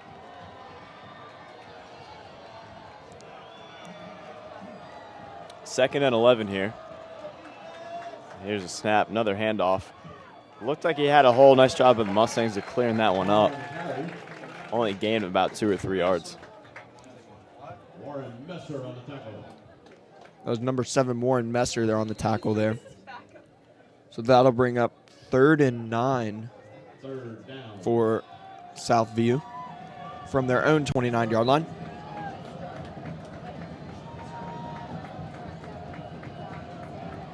It's like a passing situation. We'll see what they decide to do here, and they will look to throw. Steps up and just throws that one out of bounds. That's going to bring up 4th and 8 for Southview. That's something we haven't seen a lot this game is the shotgun formation from Southview. And usually in that situation, with them being usually an I formation team, when they go to that shotgun, you're really going to expect a pass. And if you don't, it's really a shock. Mustangs have come close to blocking a punt twice so far this game. We'll see if they can possibly get it on this one. And looks like a nice punt. And it's going to be fielded by Schuler. He's got some running room towards the sideline. And he's going to run that one all the way out to the 50-yard line before being run out of bounds. Nice return by Schuler. Looked like about a 20-yard return there. Just had the perfect bounce and was really able to bounce outside the Southview defender there. And it looked like that kick hit right off the end of that punter's foot. I think that kind of explains the lack of distance there and the kind of movement that the ball was taking. And Schuler takes advantage of the defenders not really going for the tackle, expecting kind of a fair catch type deal, and he just runs right around them.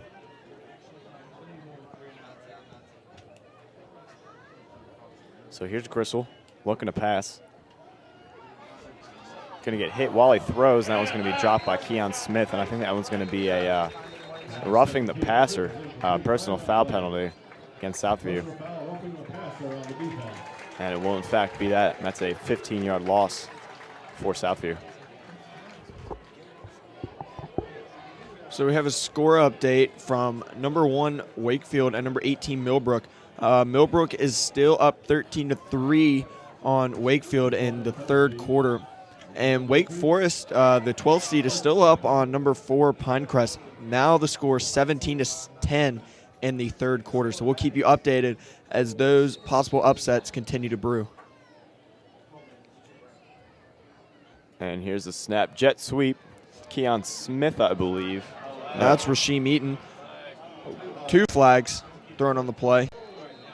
Going to be tackled out of bounds, and a Mustang and a Southview player down on the field. And we're going to take a quick commercial break while they sort this out. Stay tuned. You're watching the Sports Blog.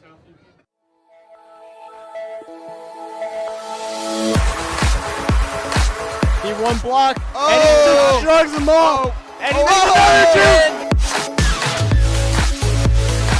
And kick is up.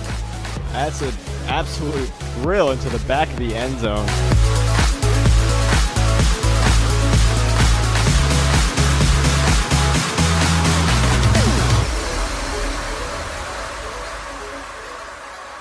You're watching the Sports Blog.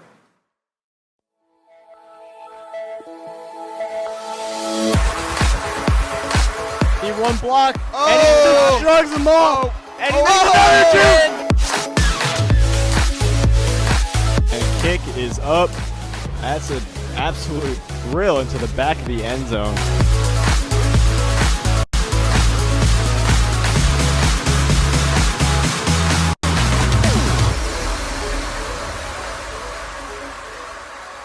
You're watching the Sports Blog.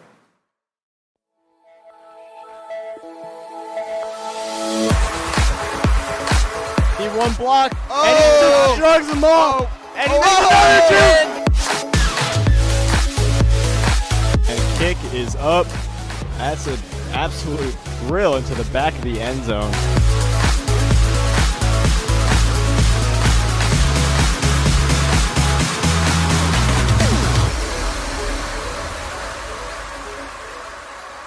You're watching the Sports Blog.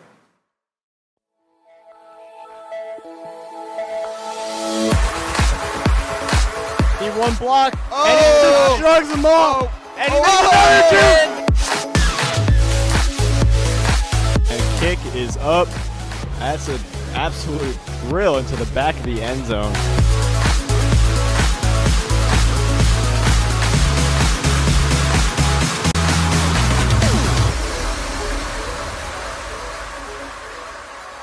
You're watching the Sports Blog.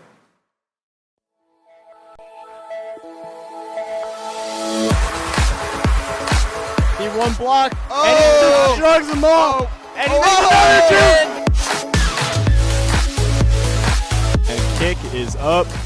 That's an absolute drill into the back of the end zone.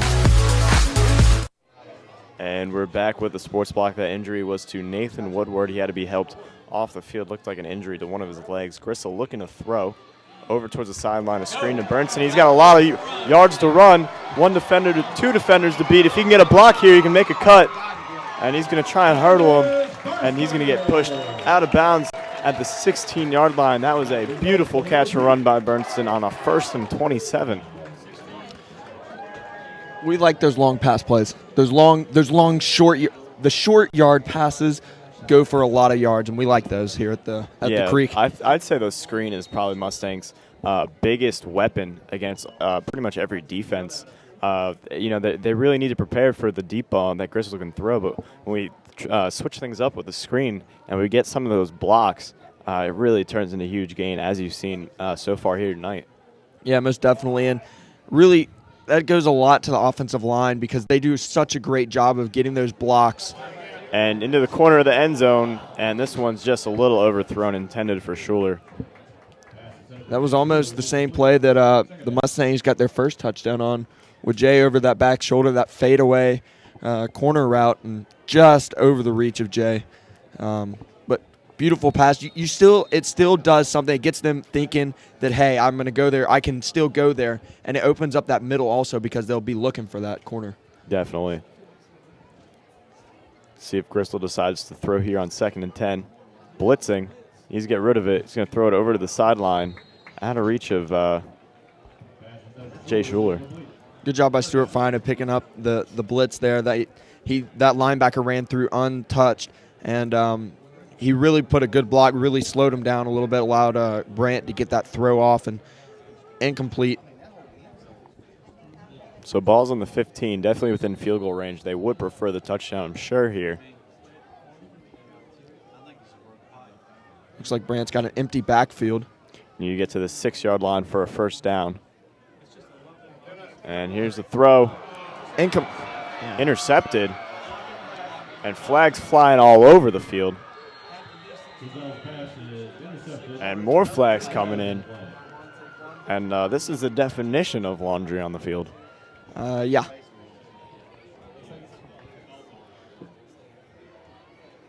We'll see what the calls are on the field here. I think the farthest one back would be a block in the back penalty, but I'm not sure what these up here around the 25-yard line are.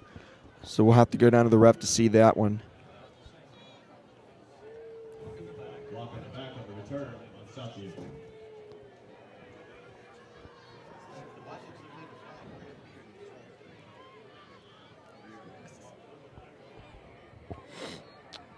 I don't know if that's the only penalty on the field. There's a personal foul on us. So those will cancel each other out, I believe.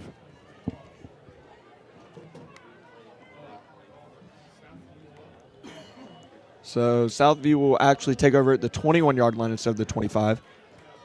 And let's take a look at that screenplay Gristle threw. Unfortunately, it would lead to an interception, but Curtis just cuts it back over to the right side of the field, just outruns the defender behind him, the one going towards the sideline. Looks like if he had made that block there, he would have been able to run it in. Unfortunately, he was pushed out of bounds.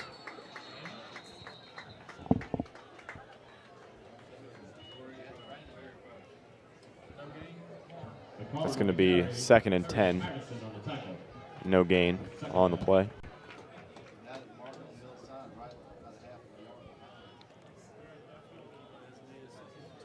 So rain is starting to fall here at Mustang Stadium, and light rain at that, but still it does play it does make a difference in the playing conditions, and it could impact both teams potentially.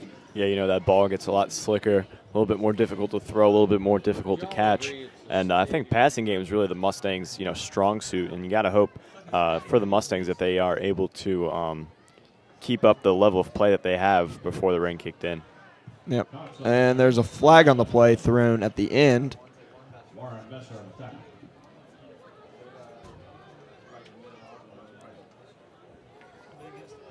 Personal foul face mask against the Mustangs.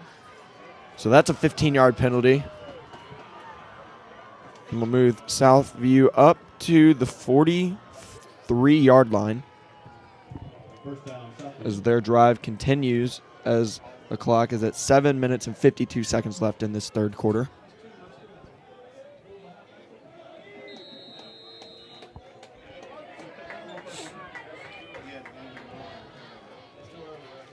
And here's the snap, another run up the sideline. It's going to be enough for another first down.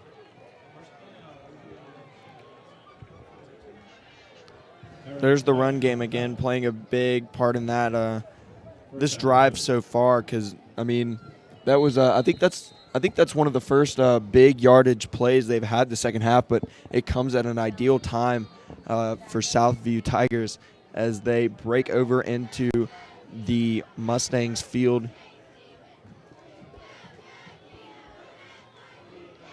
And here's the snap.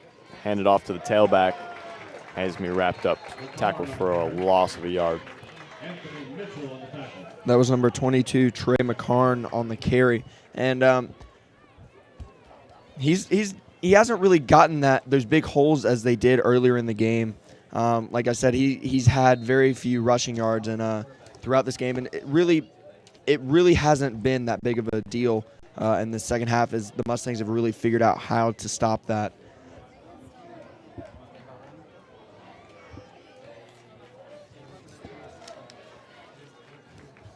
Second 11, here's a snap, looking to throw, play action. Looking to go deep down the sideline. And nice swat by Terrence White over there on that right sideline. Beautiful job of Terrence just cutting that ball off and really getting up, getting fingers on the ball. And if he hadn't have gotten that would have been a sure touchdown for Southview. And that could have been a big, big turnaround here for Southview Tigers. Yeah, that was a nice vertical display by Terrence White there. And I think you're right. The defender had him beat. Terrence undercut the route a little bit and was able to get up just high enough to knock it out of the air. So that's going to bring out 3rd and long for Southview. Here's the snap option play. Quarterback's going to keep it, and he's going to have enough for a first down. Robinson on the keeper, Isaiah Herring on the tackle. So we have score updates from number 8 Millbrook and number 1 Wakefield. Millbrook is now up 13-10 in the third quarter.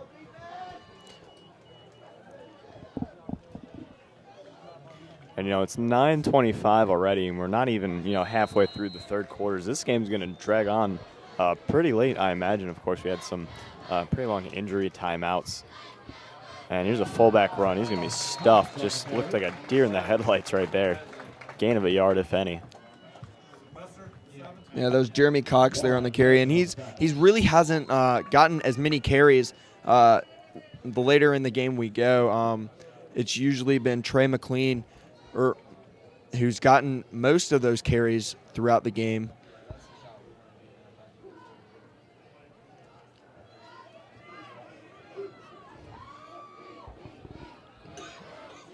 It's going to bring up 2nd and 10, ball in the 32. Looking to throw. Over the middle, picked by Terrence White. He's down at the 30. And he's going to keep going, cut it back to the left sideline, makes a juke. People are missing and a fumble on the field, but the Mustangs will recover the fumble. Wow, what a play. Beautiful interception, and there's Terrence again displaying his athleticism, just really jumping in front of that route, reading the quarterback's eyes, and just picking it off and taking it back. No, it's a good job. I believe that was Brendan Weinberg on the fumble recovery of making sure the Mustangs were able to keep with it there. They're going to have the ball on their own 44-yard line.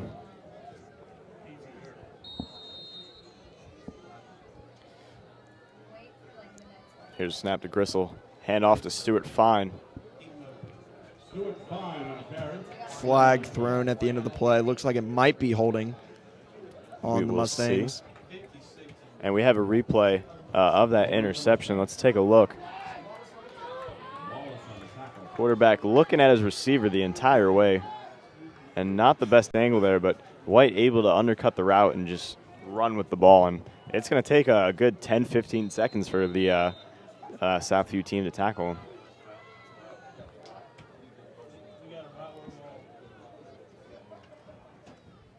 And fakes the handoff to Fine. Quick throw over to the sideline for Bernston.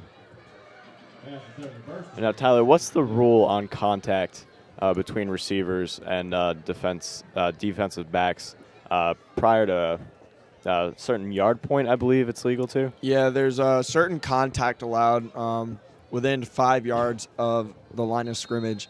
So in this case, everything up to the 39-yard line is legal for contact. Anything after that is up to discretion to the referee. And that pass from Gristle was intended for Curtis down the left sideline, and looked like a very nice throw by Gristle, but swatted away by that Southview defender. Looks like it was just underthrown a little bit, but if it had been just a bit farther, Curtis could have caught that in stride, and it would have allowed Curtis to maybe catch the ball and keep going. That's going to bring up 3rd and 20, obvious passing situation. They're going to want to take advantage of that fumble. We'll see here on this play if they're able to. Might try and draw Southview offsides with a hard snap count. We'll see. Wouldn't give them the first, but make the conversion a little bit easier. Gristle back to pass. That's to Schuler. And going to be about 10 yards shy of the first. So good job. Sorry.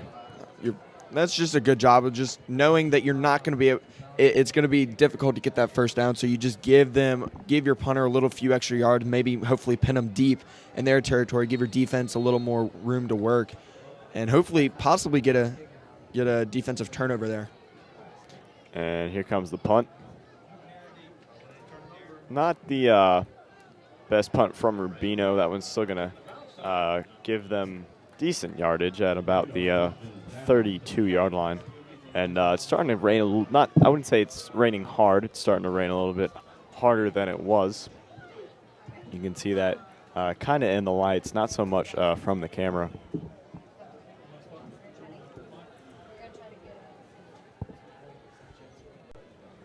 And as it comes down harder, it's really going to start playing a big difference because it's been raining for a good about 5 minutes, and you know there's the playing field has to be getting a little bit soggy because it looked a little soggy before the game, and now with it raining, it's probably even worse. And Southview back's going to turn that one up the sideline all the way to past the 50-yard line, or rather just before the 50-yard line. You could see the Mustangs had nobody on that side of the field, and really had a nice job by the safeties of getting over there.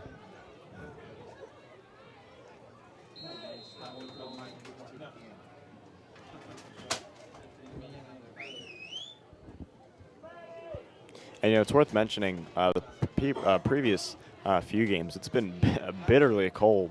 And tonight it's, lower 60s, upper 50s, which is paradise as far as I'm concerned up here in the booth. Yeah, it's good change of weather, and it allows for a different type of football game. Because when it's cold, it's completely different football game for when it's warm out, and it really shows in how the teams play. And we're going to go down to Madison Jaggers for a sideline report. This has been a very exciting and intense night for the second-round playoffs. Both Southview and Middle Creek are going at it hard. Both teams have gone back and forth on fumbling and interceptions. The sky has opened up and it has begun to rain. Number 72, Javon, has a sprained knee and is now icing it and has been out for the whole game. This is Madison Jaggers, back to you. Thanks, Madison. And back down on the field, that run is going to be a gain of about 3 yards. They're going to be in 8 or 9 yards to convert here. Third down.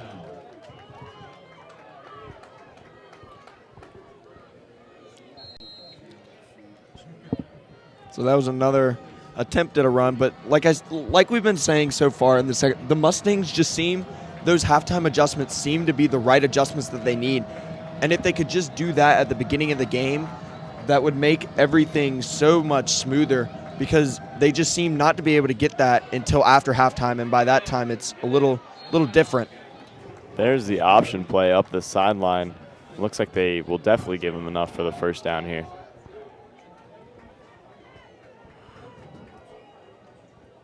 But, talking about those halftime adjustments, talking to Castellano at the coach's show, he really stressed how these opposing offensives will switch up their kind of package and style coming into the game from what they did the previous 2 or 3 games. He said he saw, 3 or 4 different Fuquay offenses on tape that they had to study.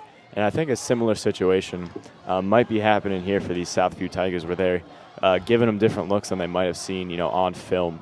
And now that they get to go into the locker room knowing what they're seeing, and there's a fumble on the play picked up by the quarterback and run it for a gain of 3 yards actually. But having that advantage of the defense not knowing exactly what you're going to do in the first half, they lose that in the second half when they can go into the locker room and make the necessary adjustments. So that's going to bring up 2nd and 6. I'd say that's decent yardage for a fumble. Yeah, don't see that very often. Looked like the ball was a little wet there as they're switching it out now, trying to get a fresh, dry ball in there.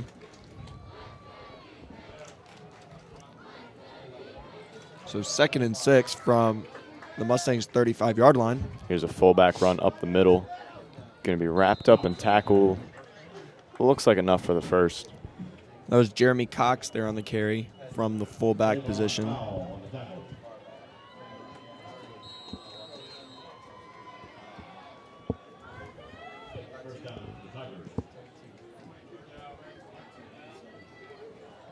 And, Tyler, Thanksgiving's right around the corner, it seems. We get out of school on after Tuesday of next week, and that's exciting. Oh, yeah. I'm looking forward to the break. As that carry will be a gain of about 7 yards. You got any plans for the holiday week? Just hanging out with family, enjoying good food. And being thankful for what you have. That's always a good thing to do around Thanksgiving. Yeah, I'm thankful for Jason Schmidt making that turkey graphic on the bottom left-hand corner of the screen. And I'm going to be honest, Jason Schmidt is the heart and soul of the Sports Block. He makes literally everything for the show. And here's the tackle. I believe it's going to be short of the first. I mean, I just show up and talk into a microphone, And Jason Schmidt's here, every day in class after school making the things that really make the Sports Block great. So hat tip to him. So 3rd and 2 for Southview. And Mustangs will look to have a good stop here to hopefully change the momentum and get a stop because that would be huge for this defense. They're going to have to stop him twice. QB keeper. And I think that will be definitely enough for the first down. But in that situation, had they not converted on 3rd, then they definitely would have gone for it again on 4th. And Mustangs signaling that they might have the ball. I don't think the refs are agreeing with them. And we'll see.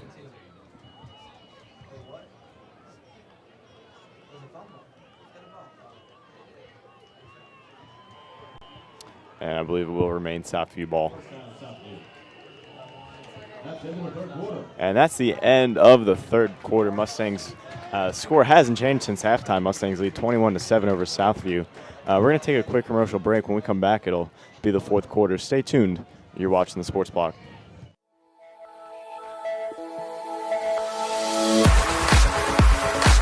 He one block, and he just shrugs them off, and he makes another 2. And kick is up. That's an absolute drill into the back of the end zone.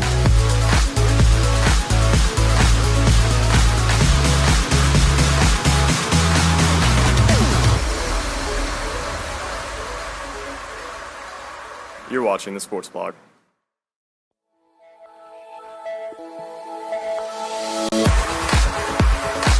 He one block, and he just shrugs them off, and he makes another 2. And kick is up. That's an absolute drill into the back of the end zone.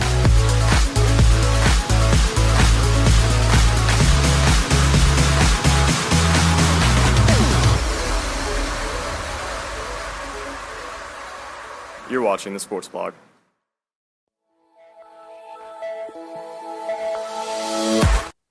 And we're back. Look at those Creek Crazies. Dressed in all white, and it's raining. Who's here for a white Creek Crazies t-shirt contest, eh? No? All right. 12 minutes here left in this ball game. Mustangs still lead 21-7. Southview threatening, though, on the 15-yard line.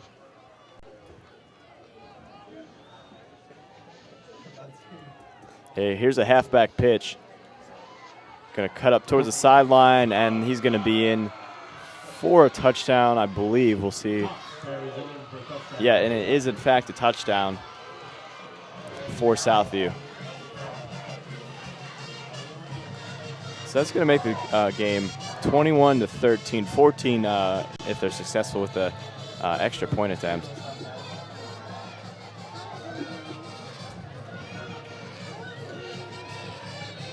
You know, one thing I like about the fourth quarter, What's that, Tyler? the cheerleaders throw candy. And you know one thing that sucks about it? We can never get it. We don't get any candy. They don't show us any love up here in the sports block. I don't think it's that they don't like us. I think it's more that cheerleaders don't have the arm strength. I'm looking at you, Miss Trevino. Okay, so with the point after, the Mustangs still lead 21-14. The Mustangs will receive the kickoff. And it's just one of those things you just got to look out for. That halfback toss is really one of those things that the Mustangs really haven't been able to really conquer and figure out tonight. Those outside runs, they've really started to bear down on those inside runs and really fill up those holes. And now that Southview has really figured that out, they've really started to bounce it out more and more. Yeah, you know, I feel like that toss play to the halfback is one of those plays you gamble on it, because most of the time it's going to be either for no gain or a loss of yards, or it's either going to be a huge gain. You know what I'm saying? Like, I feel like there's no middle ground on that play. It's just a gamble, and really the whole game of football is a gamble, because you're always guessing on, hey, what is this team going to do, or what is the defense going to do, and how is my play going to work against that defense? So it's just one of those things that you just got to – it's just an educated guess that you got to figure out. And this is a shady formation on the kickoff, and it's going to be kind of a squib kick up the middle, kind of relying on that ball being wet. Maybe Mustangs bobble it or something ridiculous happens and they recover the ball. Not quite sure. Maybe they're afraid of our return team. Our return team has done a good job this year, and they really have earned that title of being threatening, because I believe it was a couple weeks ago we had that kickoff or the punt return for a touchdown, and like it's just really they've gotten that sense of being a very high threat, and they've other teams have really looked to shy away from them. Gristle over wide open. Curtis Bernson with the catch at the 30-yard line, and he's just gonna run it in for an easy Middle Creek touchdown. There was nobody within 40 yards. Was it 40 yards? I'm not sure. Large amount of real estate. There you could have driven 4, 5, 6, 7, 18-wheelers through there, and nobody would have been touched. Who says that? Nonetheless, the Mustangs are going to take a 2-touchdown lead on that amazing play. I'm going to have to see the instant replay of just how he got open, you know? That was to say that was blown coverage is an understatement. Looks like the corner got tripped up there, but still Curtis was wide open. And almost a bad extra point by Healy. That one looked like it came off his foot a little bit wrong. Will be good, though, 28-14. So we'll go back to that replay there of that touchdown reception from Curtis. Crystal he sees him wide open, and you're nobody. Right, there's nobody. You could have 20, 30 yards. You could have taken a cruise ship through that one. Nothing through there. Ridiculous comments aside. I always got to keep it light up here and change things up. As you hear 18-wheeler, but never hear a cruise ship. I'm not sure that's a relevant reference to make. Anyway, scores 28-14. We're in the middle of North Carolina. Okay. We like to dream. We like to dream, Will. I'm going to stop asking questions. Yeah, good job. And, but the Mustangs and Southview have both scored within, 30 seconds of this fourth quarter starting. All right, so we have a final from number 12, Wake Forest, and number 4, Pinecrest.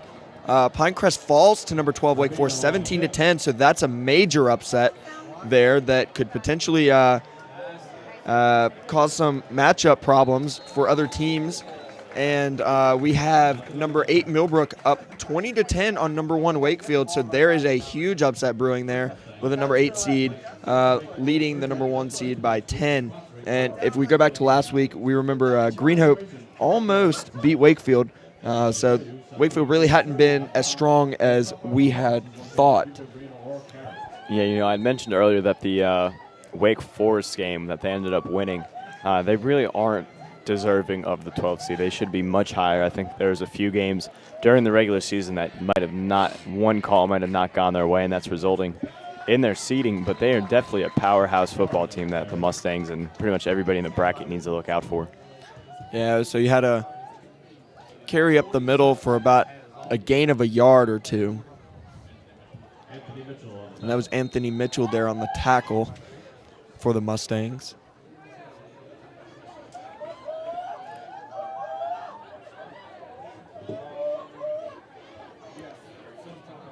So that'll bring up 2nd and 2, or 2nd and 8, excuse me, for the Tigers.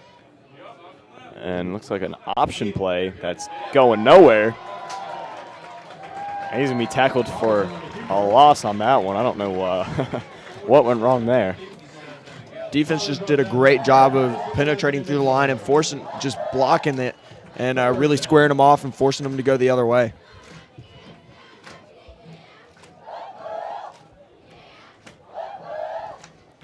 So that'll bring up a 3rd and 13 after a loss of 5 yards. And we sure look to see a pass here from the Tigers because they're deep in their own territory, ball on their 17-yard line. And it's really one of those things you don't want to give the defense or the Mustangs the ball having good field position like this that they could possibly gain. And bad snap, fumbled by the quarterback. And he's just going to fall down. There's another fumble, but it's going to be picked up by another Southview player. And he's just going to keep running up the middle. And he's finally tackled at a few yards around the line of scrimmage. Wow. Well, after those shenanigans, we have a gain of about a yard. Shenanigans is the correct word on that play. That was almost dangerous for the Mustangs had they not made that play. He was gone. That was Jeremy Cox, number 35, there on the fumble recovery. Looks like he recovered it at about the one or 2 yard line.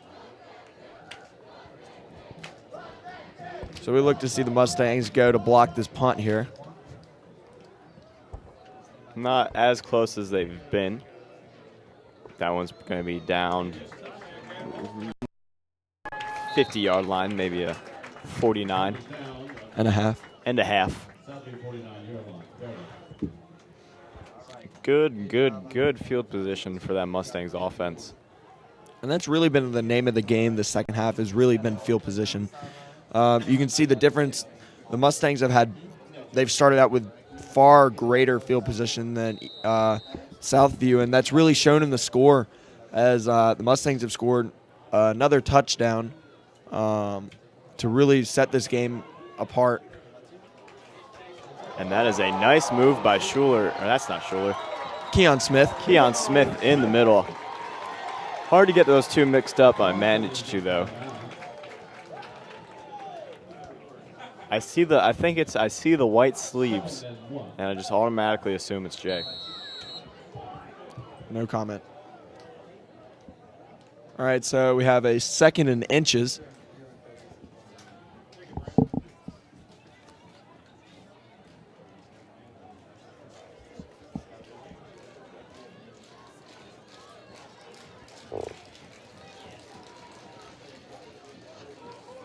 Here's a snap to Gristle. Handoff to Stuart Fine.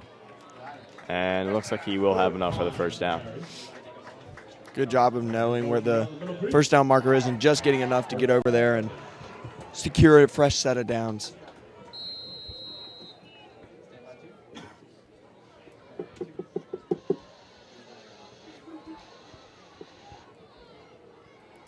So the Mustangs look to wear some time off the clock as they're taking their time getting their plays in and getting set, because I believe they had that last play was put in at about the 2 seconds left on the play clock.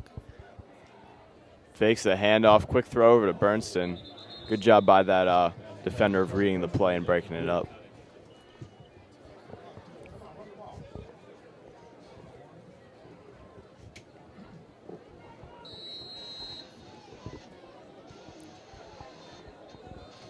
So that'll bring up 2nd and 10 after that incomplete screen to Curtis Burston, which has really been a big part of this game, the screen. It's always been a big part of this Mustangs offense.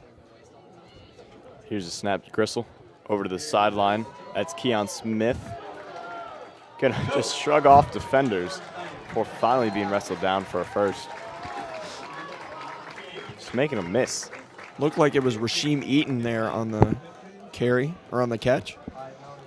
No, it's just so hard to tell with these numbers. It's just impossible for me. Correction, that was Quadir Ford there, wrestling for the first down. And that's Further one thing with proving my point. Yeah, that's one thing with those black jerseys. It's impossible to see those numbers from up here, and I mean, it's just it's crazy. Yeah, you know, Quadir came up to me in my gym class. He's like, "Man, why don't you say my name when I made that catch?" I was like, "I didn't know you made the catch." There's a handoff up the middle. Gain of about 5. Washington.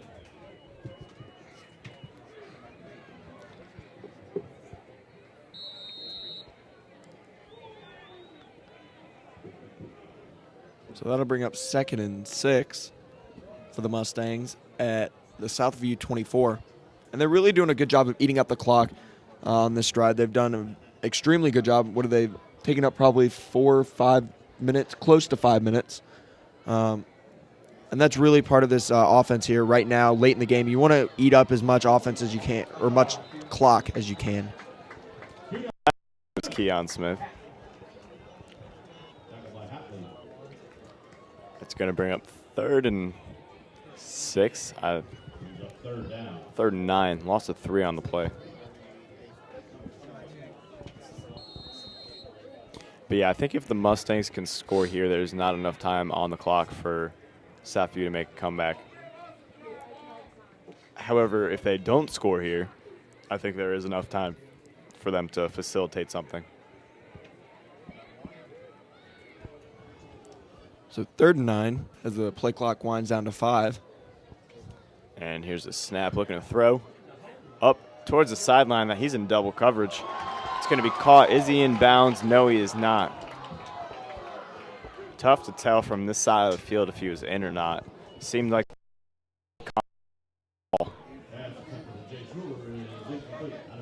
but good attempt nonetheless, and we'll see what the Mustangs do. Do they go for it or do they kick the field goal? I think the indication is that they will go for it. That would be about a 47, 46-yard field goal.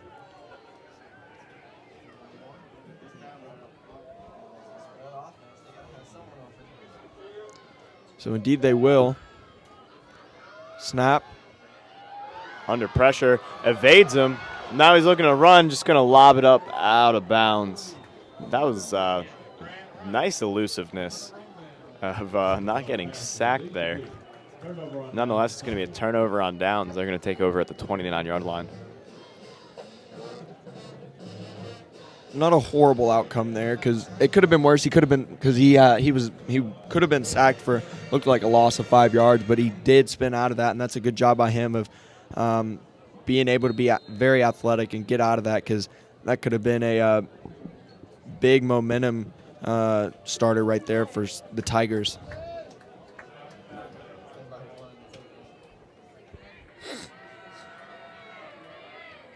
And here's that halfback toss. Trying to wrap it around the sideline. And he will gain about 8 yards on that play. And, you know, you look at on TV, you see, you know, this kicker's attempting a 40-yard field goal. This kicker's attempting a 50-yard field goal, 55-yard field goal. And you're like, you know, that's really, you know, not a big deal. And then you see the field in front of you, and that is a long way from where they're kicking it to, you know, the goalposts. And, you know, high school kickers don't have the same leg as, say, Steven Janikowski. And, you know, it's you really don't have any other option than to go for it on 4th down. Ooh. And there was a bone-crushing hit out there. Ball carrier lost his helmet.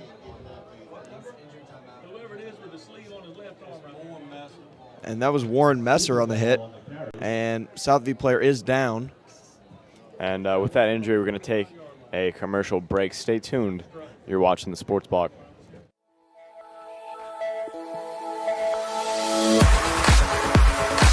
He one block, and he just shrugs them off, and he makes another two. And kick is up. That's an absolute drill into the back of the end zone.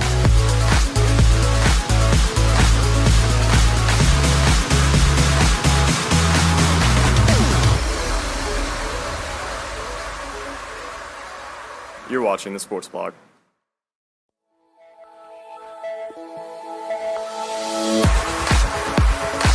He one block, and he just shrugs them off, and he makes another two. And kick is up. That's an absolute drill into the back of the end zone.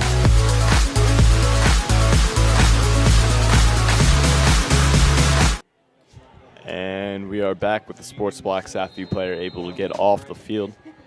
Ball on their own 41-yard line. Need another 59 yards to go for a touchdown. And they need to do it quick. You got 6 minutes left here in the game. That's sounds like a lot of time. It's really not.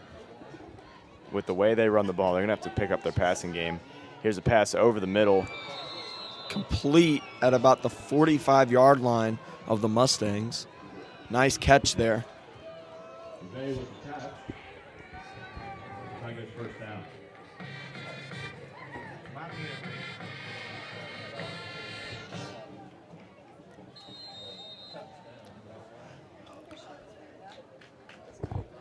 We have an update from number 8 Millbrook and number 1 Wakefield.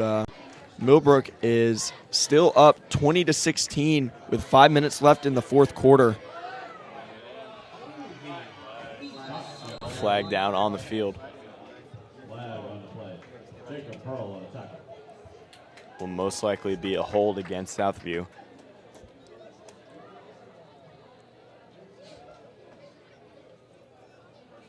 Personal foul face mask against the Mustangs. That is not what the Mustangs ordered.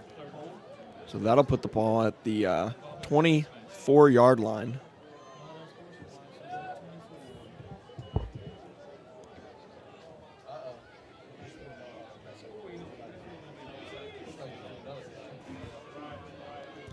So 1st and 10 for Southview after the personal foul face mask penalty.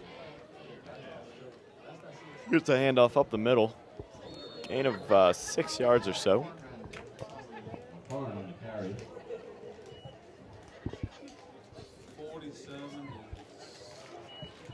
The ball is on the 24-yard line.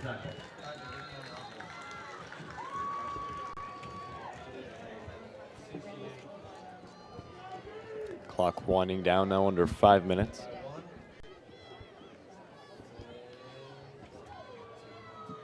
And here's a handoff to the fullback. Looks like a yard or half a yard short of a first. Depends on where they spot it.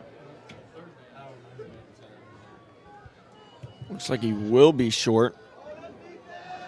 And, you know, 4 minutes, 30 seconds. I think if they score right now and say they have 4 minutes and 10 seconds left, that gives the Mustangs enough time to go 3 and out, 4 and out, and give them the ball back and score again. But if they don't score soon, they will be forced to kick an onside kick, I think.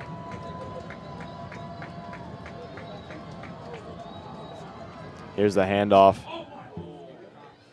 Has enough for the first, but that clock's going to keep running once the chains are moved. That was number 7 Warren Messer on the tackle there.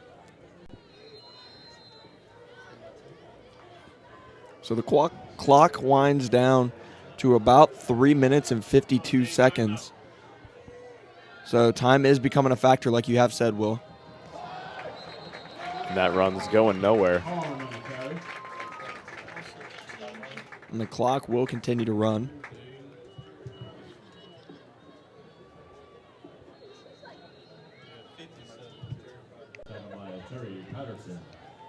And I think, I mean, you want to say focus on scoring, worry about the clock later, but I think they need to worry about the clock now. Yeah, but It is good to notice that they do have all 3 timeouts left. And, well, they will burn one of those 3 timeouts. Seems like a waste so late to call it. I don't know. They let a lot of clock run off. We're going to take a quick commercial break. Stay tuned. You're watching the Sports Blog.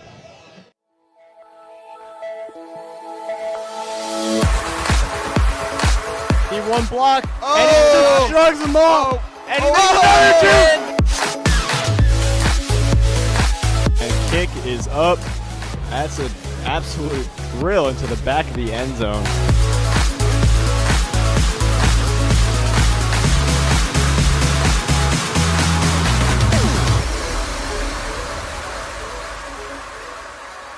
You're watching the Sports Blog.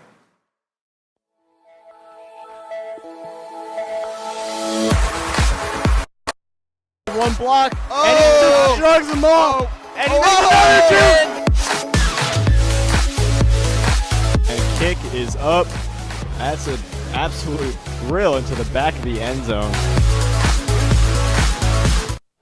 And we are back with the Sports Block, 2nd and 12 on the 13-yard line. 3 minutes and 11 seconds to go. That's all the time they have to score 2 touchdowns if they want to just tie this game up. Ooh. And he's just going to run over a Mustang in for the touchdown with 3 minutes and 3 seconds left here in the 4th. So do you think they are necessarily forced to go for the field goal here? Or I'm sorry, the onside kick.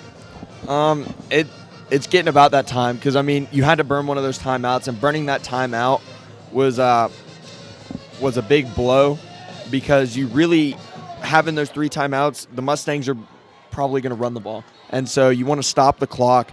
And by only having 2 timeouts now, that really eliminates the ability to call those 3 timeouts and stop the clock and get the ball with maybe you get it with a minute and a half left or 2 minutes at the least or at the most. So that really harmed them. And, I mean, I guess right now you got to go for it.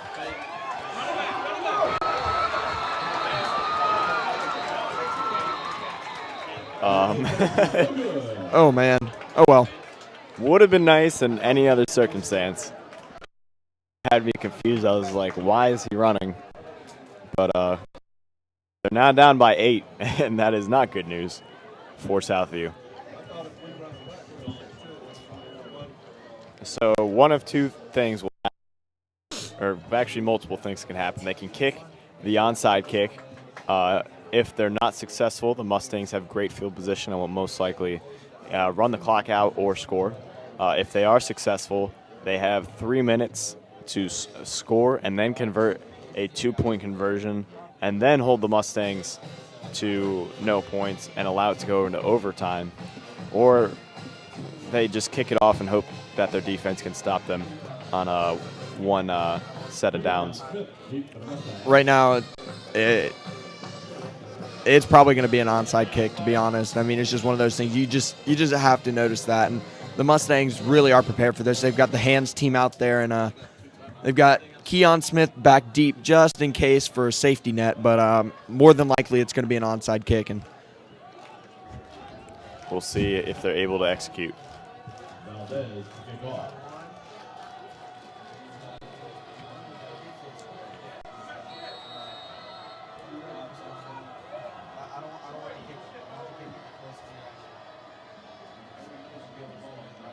Not quite sure what that dude's doing with his hands up.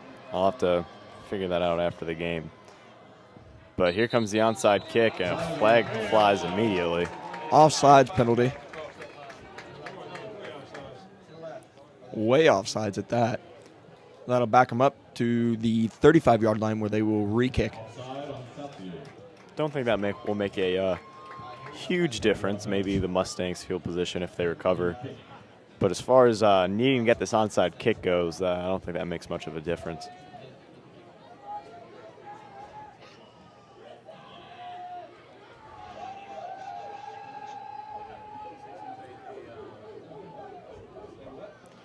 So the rain has started back up and started back to fall harder. It looked like it had stopped for a couple minutes, but it has come back, and it's really starting to come down now.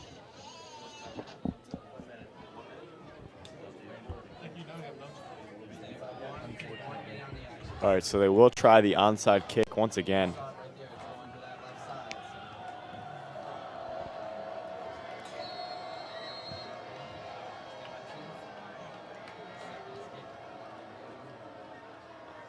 And there's the onside kick. And the Mustangs will recover. Not that one was kicked a little bit too hard.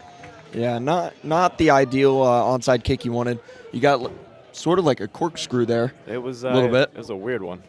Very weird one. And so the Mustangs will take over at their 45-yard line with 3 minutes left in this ball game, with the Mustangs up 28-20.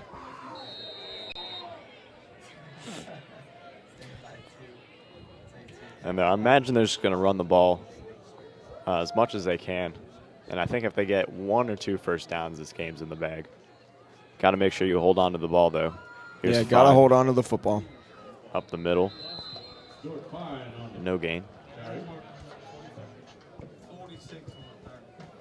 And they're not going to call that timeout immediately. They're just going to let the clock run here. Not a bad call. I mean, you're going to have to. You've got one play that you're going to have to let slide. So I guess this is that one play where they can get it stopped on that third down, and they can call a timeout at third down. And then if the Mustangs don't convert, then they can call it fourth down. And so that'll stop the clock and at least give them a few minutes to work with. Hopefully the Mustangs can get that first down, though. Here's a snap. Finds a hole. Going to keep running. And he's going to be tackled about a yard short of the first down. Really good job by Stuart Fine there to be able to get out there and really give the Mustangs a chance to pick up that first down. And as the clock winds down, under 2 minutes. And this is the deciding play of the game right here. Timeout has still not been called.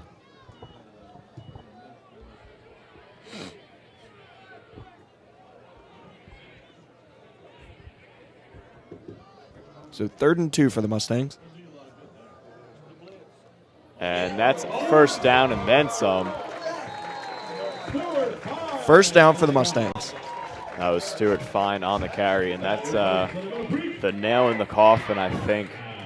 Middle Creek has just drove into the casket of Southview.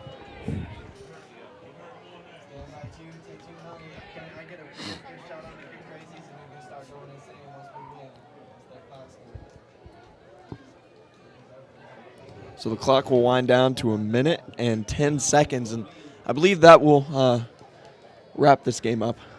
Yeah, pending I don't know why they don't just kneel it here. I guess because they still do have 2 timeouts. Oh, we got a delay of game.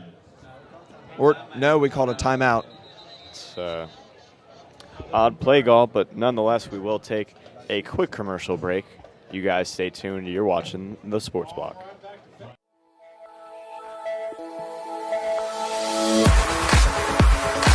He one block, and he just shrugs them off, and he makes another 2. And kick is up. That's an absolute drill into the back of the end zone.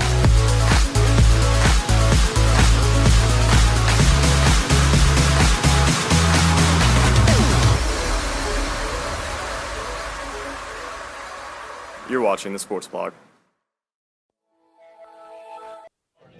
And we are back with the Sports Block. 1 minute and 3 seconds left, and the game's pretty much wrapped up at this point. We'll take a look at kind of what went through this game and who the Mustangs will be playing following this victory. Excuse me. Southview really came out strong in the first quarter with the run game, getting a lot of yardage, but not really able to convert that into points on the board. They went into halftime trailing 21-7 to the Mustangs. Of course, the Mustangs, most of their points coming off of Brant Gristle and his passing plays, a few open receivers and just running it in for the score. Went into halftime, and the Mustangs really made the proper necessary adjustments to shut down the run game. Southview got away with a few here in the second quarter, but the game's going to finish out at 28-20 in the Mustangs' favor, which means they will play the winner of the Jack Britt Garner game And Garner is I think will come away with that game. What do you got for us, Tyler? Well, we have a final with number 8 Millbrook upsetting number 1 Wakefield 23-16.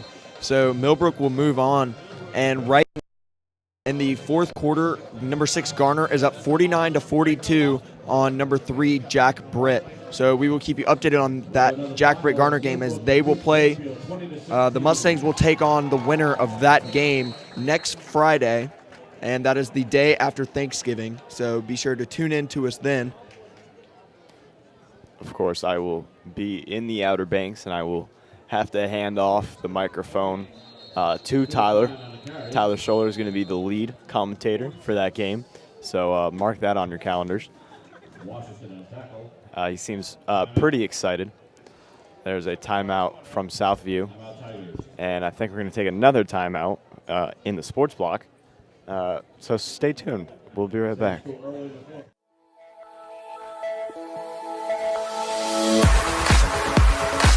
He one block, and he just shrugs them off, and he makes another 2. And kick is up. That's an absolute thrill into the back of the end zone.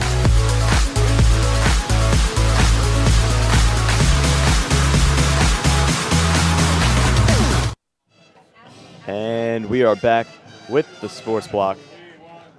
Just waiting for this game really to end. 3rd and 8 with 50 seconds left. Southview has no more timeouts. And looks like a Southview defender managed to jump off sides. So she's not ready now?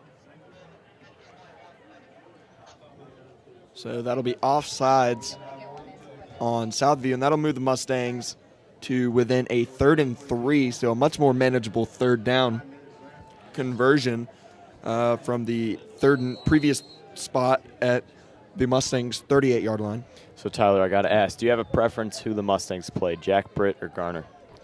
I personally would like to see the Mustangs play Garner because we played them earlier in the season, and that was just such a good game for the Mustangs. Even though they did come out on the losing end, we were really without a lot of our players, and we really had to settle with the backups, and they did a very good job of being able to actually hang with this very tough Garner team.